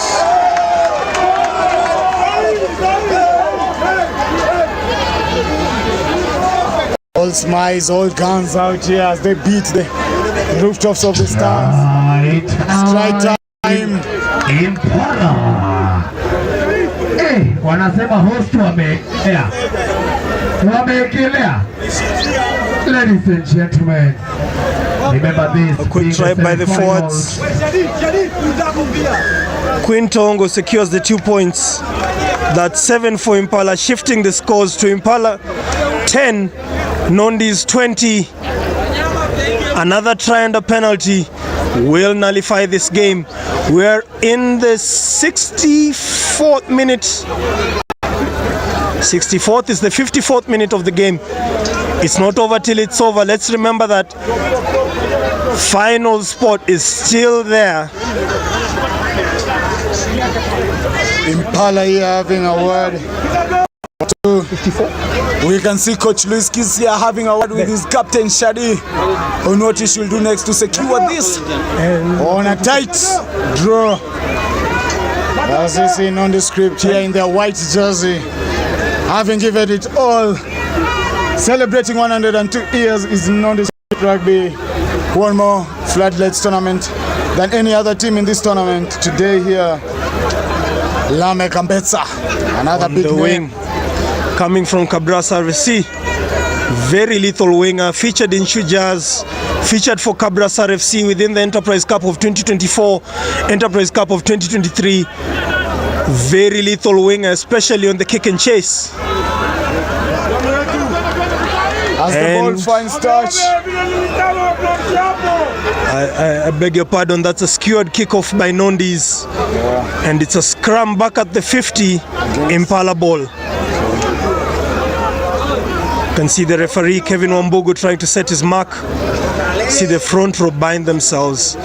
Ladies and gentlemen, if there's ever a situation you do not want to be in, it's a rack on the defense, 50 meters, straight from kickoff. It's never comfortable because the opponent's always hungry for the ball.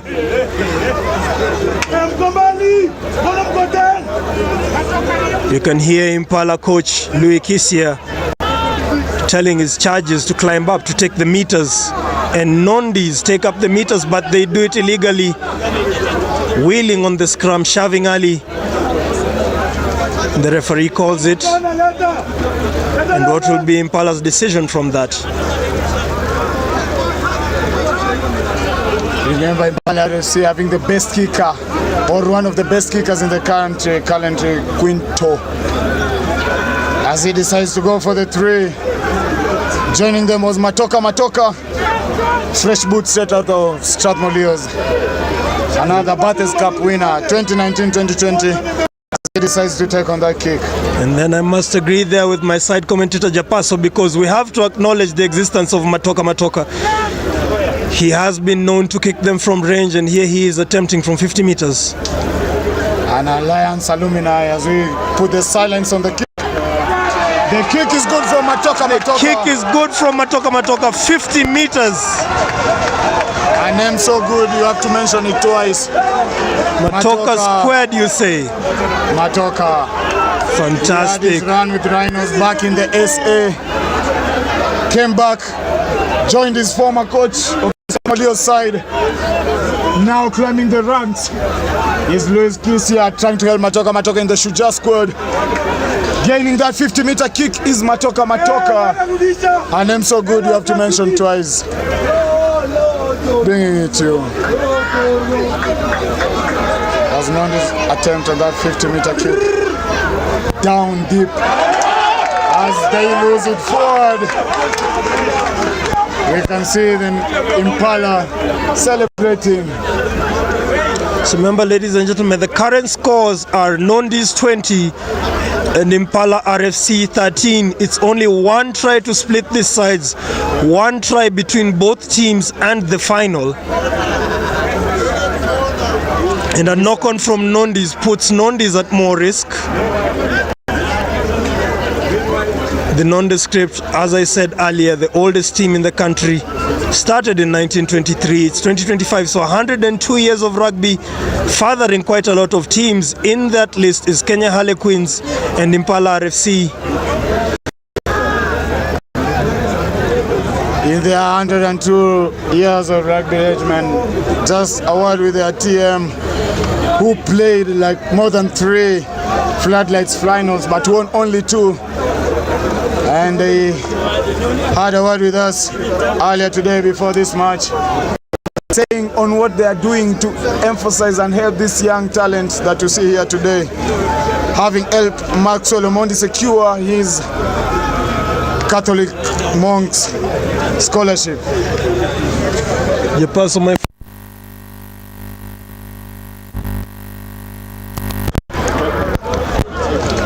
Japaso, my fellow commentator, what do you think about the 7-point splitting these sides? What do you think both sides require? Let's start with Nondis. What do you think they should be doing better so far? Nondis should really be defending. Actually, they should be on the Impala side. Actually, that's what they are doing. They should put Impala on their own side. But on the same tactics here, Impala should use the same tactics and put Nondis under pressure, because the scoreboard, Nondis is just leading actually. And with almost like 20 minutes to play in this game, Impala have a run here for their money. And they have to play that final here. They can't play that final in the next weekend. So I believe Impala have a chance here. But Nondis, they have played in the semi-finals 2 times. Now I believe they have the experience and they have the knowledge to achieve what they need to do here. I do agree. However, Impala have scored 10 points unanswered so far, so we can't say that the momentum is on their side, and the scrum has been won. Ball is out, Impala side. And booted. That's come the pressure that I was talking about. They have to put the pressure on the Nondis side. There comes the other boot. There we go. Matoka sends it back. Try to 50-22. Is the key good? That's good for Matoka. Talk about Matoka. Brilliant. Remember the brilliant kick, forcing the opponent. Remember Matoka and what he brings in this deal. This is what they lacked last week. Matoka. Having missed out in that squad, now see what he can bring here. Brilliant option there by Matoka, forcing the opponent to catch the ball and go dead at the same time, gaining some 60 meters from that kick. We must admit the kicking ability is indeed a weapon coming from last week, something they did lack from last week, as Japasa has said. And now Impala get the line out from about 30 meters out. Now let's not forget the likes of Akina Gideon Makumi, who is on injury. Basically on injury, but also studying for his exams back in Strathmore. So Gideon Makumi, actually Impala missing here a set piece on Gideon Makumi, who is a very good number 10 and a very good playmaker. I don't know what Coach Luis Kisi has to say about Gideon Makumi lacking on this squad, but I'll find out later and I'll bring you updates straight from the XIX Sports and Rugby TV. I'm sure you have all the background information on that, Japaso. But right now Impala have the ball, now in their half, trying to build the phases.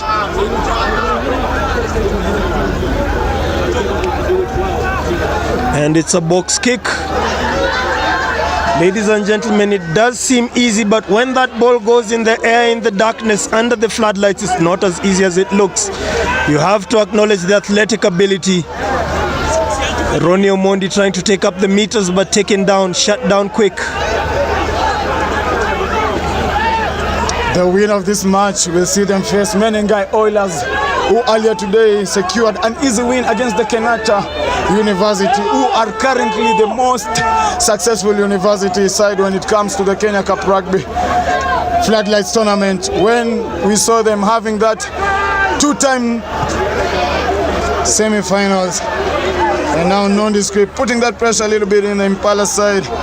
This is Angong Road Derby, the Chums Derby as they call it. Not so many Gen Zs can talk about the Chums Derby, but today I was told it's called the Chums Derby. I don't know, what can you educate us about the Chums Derby? Well, the thing about team derbies is we normally factor in the fact that a player has played for both teams. Chums, having played for both Impala RFC and Nondis RFC, automatically classifies this as a derby between the two sides. It's not only a Ngong Road derby sharing what you would say is a fence, but it's not really a fence comparing where Impala RFC rugby grounds are and where Ngong Racecourse is. But if you are new to rugby, that does count as a derby in terms of this player, Chums, played for Impala RFC and also played for Nondis RFC. So whenever Nondis RFC, Nondescript RFC and Impala Rugby meet in such a fixture, it is considered a derby. In this case, it does becomes the Chums Derby in memory of Chums. Yeah, in memory of Chums, don't be left behind. Ladies and gentlemen, as we milestone and helping Atakaweni mzee kuja hapo Wednesday tucheze touch hapo rugby ya Nondis, utasikizia kuja, tunakuhitaji. The referee Kevin Ombugo having a bit of a discussion with his touch line, speaking to both captains, assessing the decision at the current moment.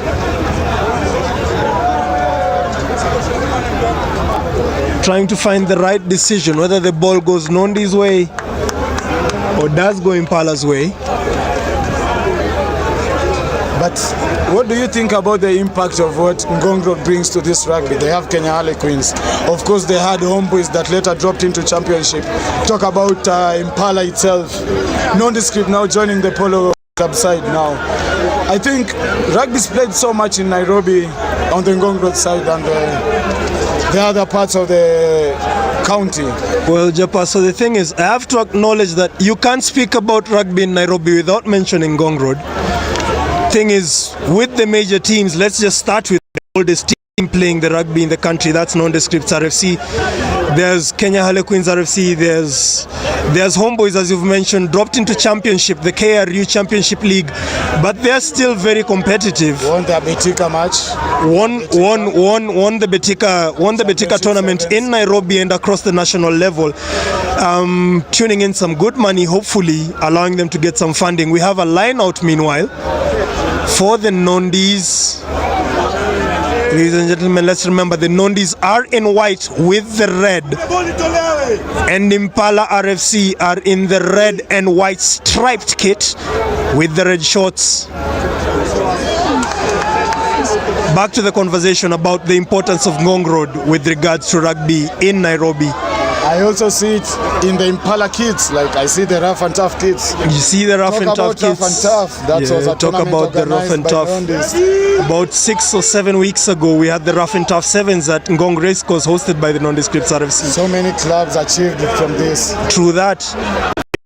It's amazing to see that there may be tournaments within the country that actually assist teams with kit, and not only cater for their needs with regards to kit, but also cater for their needs with regards to meals, with regards to cost of attending the tournament. It was a one-day tournament, but it was an amazing one-day tournament carried out, won by the Strathmore Leos. Early in the day, let's remember Strathmore Leos winning their game in the rankings matches when the sun was out, but now the sun is down, and on the field we have Nondis, and the current score, I repeat again, Nondescript RFC 20, Impala RFC 13.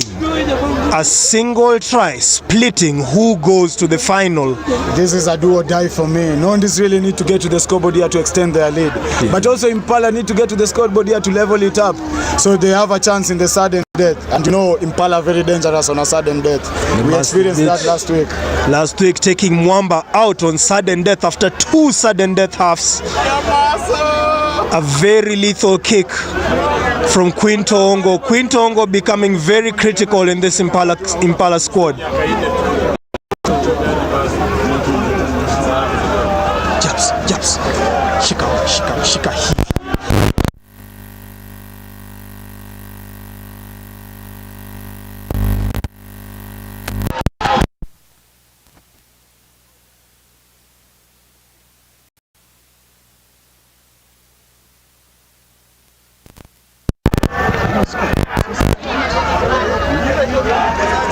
Sorry there, a little bit of confusion, but a little bit of composure there on the Nondescript technical bench as we see them celebrating there on that win and that goal against Impala, extending their lead here with 5 points with a conversion to come.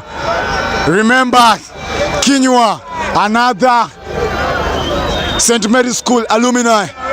One of the most things that he was telling us that he remember, he was one of the few people at 12 years who played for the school team. That is after the one and famous Biko Adema, who also played for the Nondescript. Now we see the same position taking charge in the Nondescript jersey. That is Kinyua with that conversion going wide, but Nondescript extending that. As Impala still trying to grind hard to get what they deserve as a home final here in their home backyard.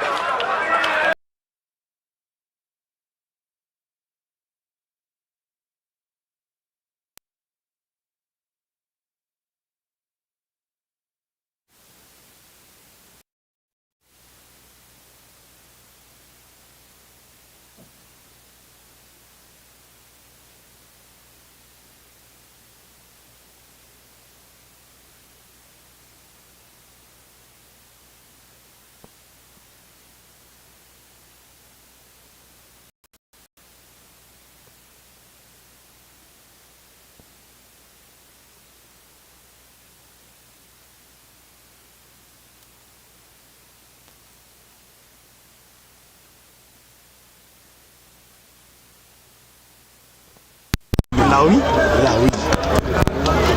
Yeah, having a word there later with Lawi, a two-time Kenya Cup champion with Nakuru.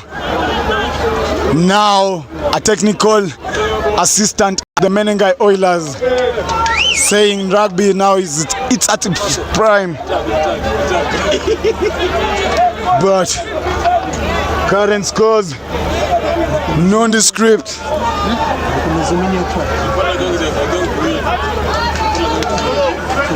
Just having a word here with one of their fans saying Impala is going to win. I don't know how many minutes to play, but I try to interact here with the fans just to have a word or two with the fans. They are saying it's Impala time. Now this is the time, this is what we need to see. Talk about the famous NATO. The people build the Impala time, NATO. We need to see that action and Kenya Cup.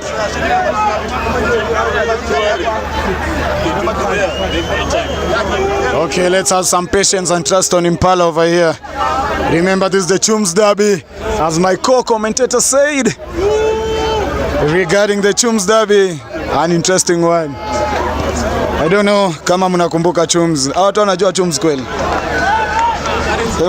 Nani kuna possibility wanaweza kuwa juu Chums, but we have Matoka scoring the 3 points, taking the scores to Nondescript's 25 and Impala 16. We are getting a call from a fan insisting on us having to say that it is indeed Impala time. This is what makes him great. As we can see on the bench, Tobias Mondi warming up, coming off the bench. These are the crucial moments. How many minutes to play? 62 minutes gone. 62. 62. Hata yangu ni running time.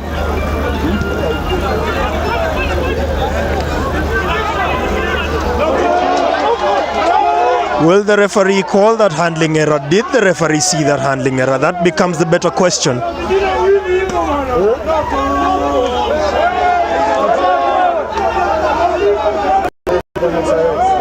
And the referee decides to proceed with the play.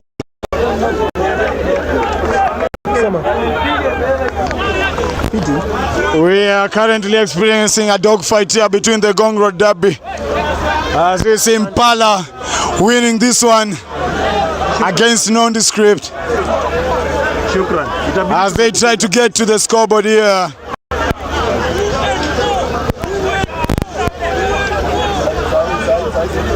Impala really trying hard here to get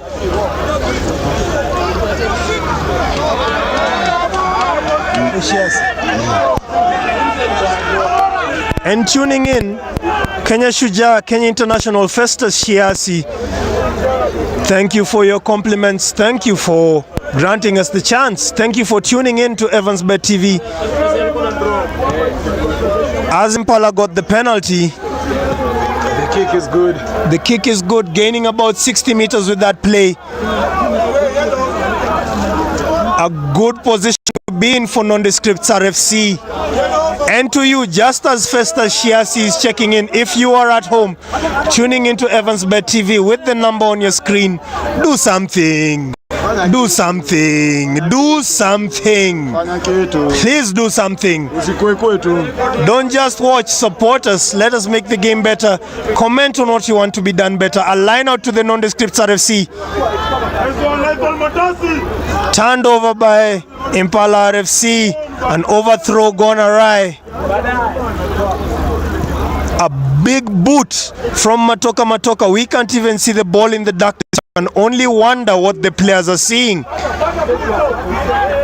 And there we go, Tony Fidens catching the ball and shifting it back. Will the referee see it? And he does. It is indeed a forward pass in the darkness. Tony Fidens swinging his arms, the follow through betraying him, leading to a forward pass. Japaso, what do you think about the game so far? The game so far is going on well, but there is a comment here that caught my eye from Eliud Wangodu saying if Kinyua was playing Prescott back then when Japaso was in high school, and now Kinyua is 19 years, The math is criminally suspicious. Remember, St. Mary's School, Nairobi, it's not any other school but a British system organized school. So what I'm talking about is Kinyua played with me back when he was still a young boy, joining the ranks of the likes of Biko Adema, who played the same sport back then at 12 years. So Eliud, just a correction there. St. Mary's School Nairobi, si kama hiyo shule yenyu ya wewe unajua penye ulisoma, unajua penye tulitoka. Sawa sawa. A quick retort there on the comments, but it's all good. Impala RFC getting the ball deep in their half and they raise it. It's become a territorial game in the darkness. The ball left to bounce. Impala RFC chasing. A ruck to them and Impala are on the front foot.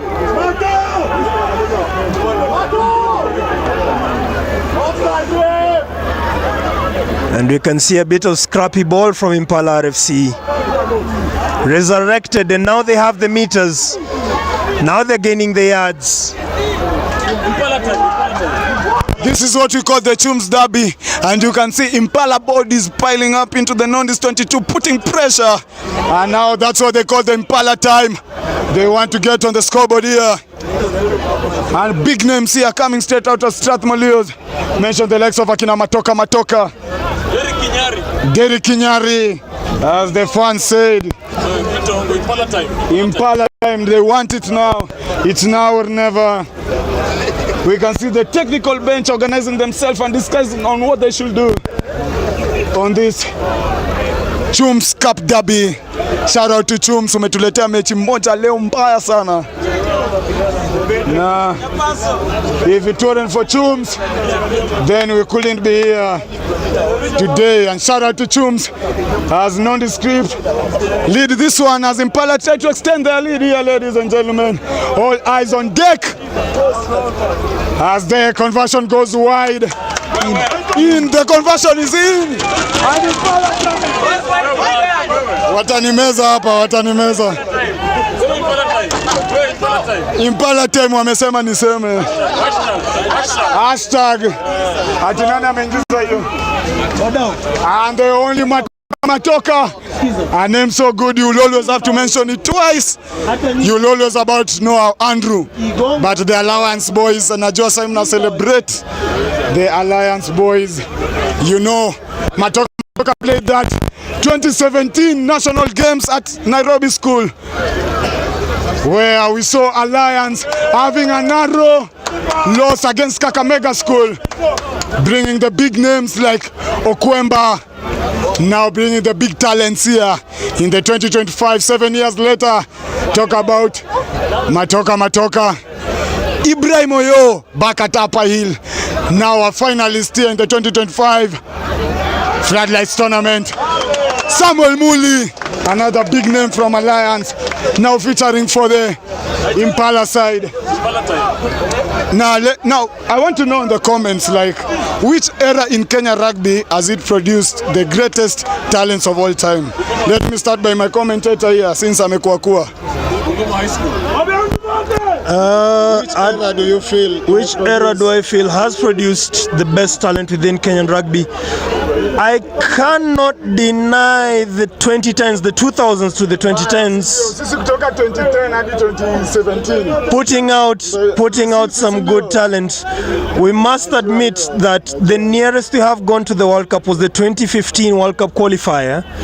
That's as close as we got. But giving away 40 or 50 points on the final game where we did have a cushion of about 40 points, letting the entire country down. But coming through the years that have gone, we cannot deny that after the 2020s post-COVID, we have indeed gotten some new names, and we can only credit that to the period from around 2015 to 2020 is promising a resurgence, but it's more of a promise than it has been done. Yeah, there word on word from my co-commentator there.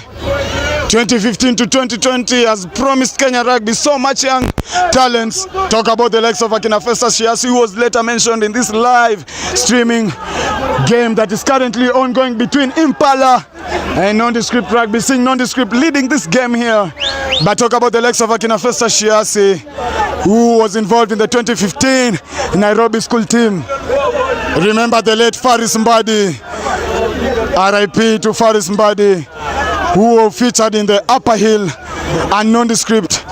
That was one of the best 15 we had. Talk about Dennis Tabu, who was in the same year as Johnston Olindi at Upper Hill, but Daniel Tabu was at Laser Hill.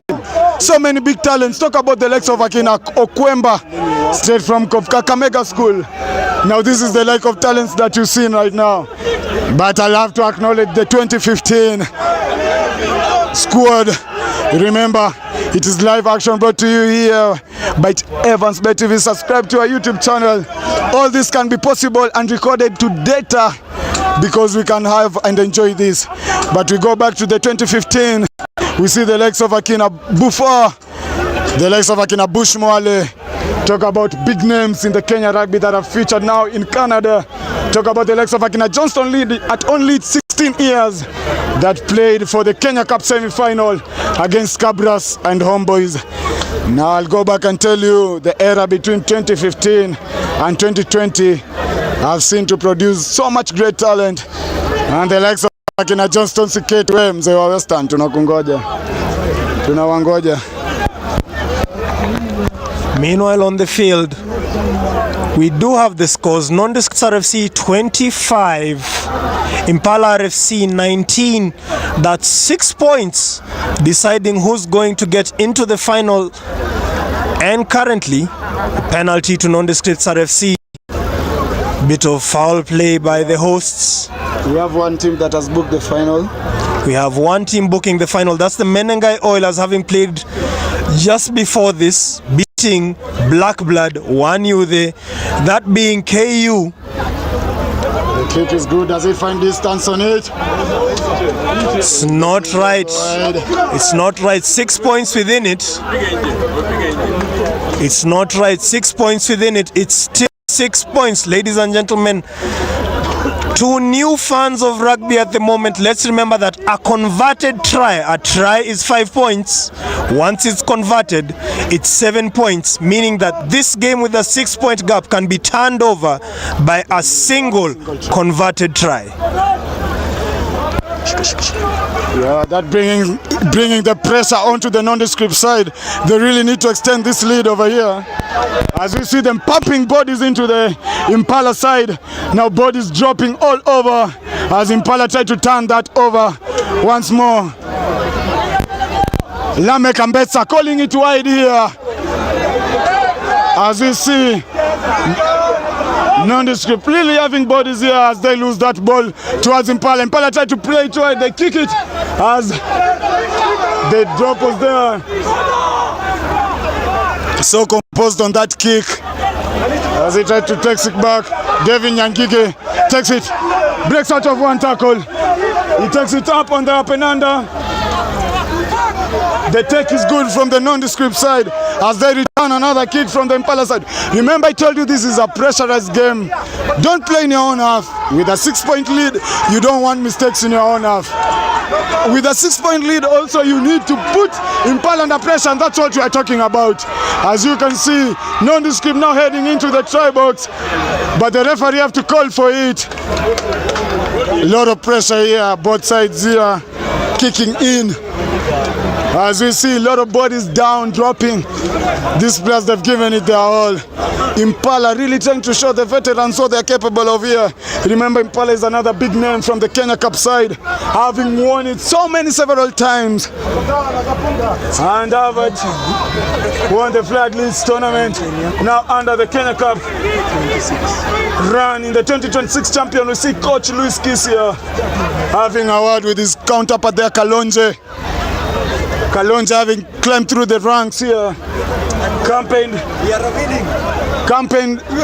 captain this side, Machakos University is at his prime, joined the coaching level, did his level 1, did his level 2 at Strathmore under Coach Luis Kisia, and now we see them here together again, bringing that double derby in the Ngong Road side. having signed the big names, the likes of Akina Richard Omedo, who is not featured here today. Gideon Makumi, another big name that came from Strathmore. If they had Gideon today, maybe, just maybe, I'm talking about maybe. But remember, current scores, Nondis leading this game with a 6-point lead against the host Impala. The pressure is on the Impala side because they really need to make this final and make a home statement. Lamek Ambetsa here trying to organize his outside center, and the move coming straight from Kinyua. As we see Nondescript trying to bring back the glory of the Red Lion, one of the oldest clubs here in Kenya Cup history, as they get to win that scrum. The ball is out wide. There comes the B-ball carry from Nondescript. Takes it out wide. He's tackled on the 5. Body now piling up. There comes the knock-on and pressure from the Nondescript side as we see Impala winning this one. Turnover. It's a turnover ball. As we see Lambe Kambes having a word there with Fidens.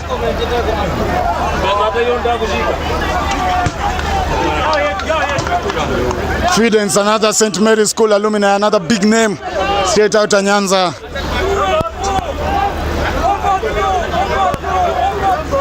Remember, Fidens had an injury on the 7th circuit.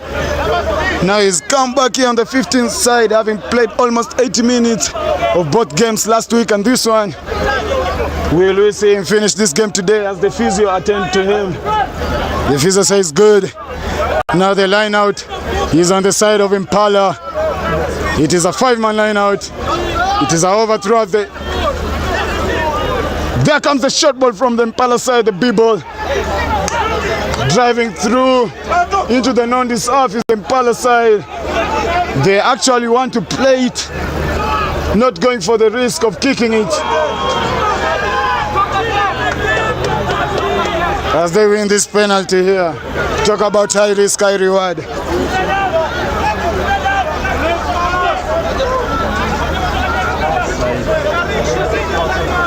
Referee, they are having a little bit of word with the Impala captain. This is another Ngong Road derby that saw Nondescript eliminate Strathmore last weekend, and Impala eliminate Mwamba on a sudden death battle that went to remember me of another big game that happened between Bungoma and Kakamega School that we had to go for 6. And as we remember, Nondescript make it to their another floodlight final as they celebrate it with a 6-point lead against Impala. It is victory for the Red Lion as the Impala side get to drop on the plate. Finals against Strathmore.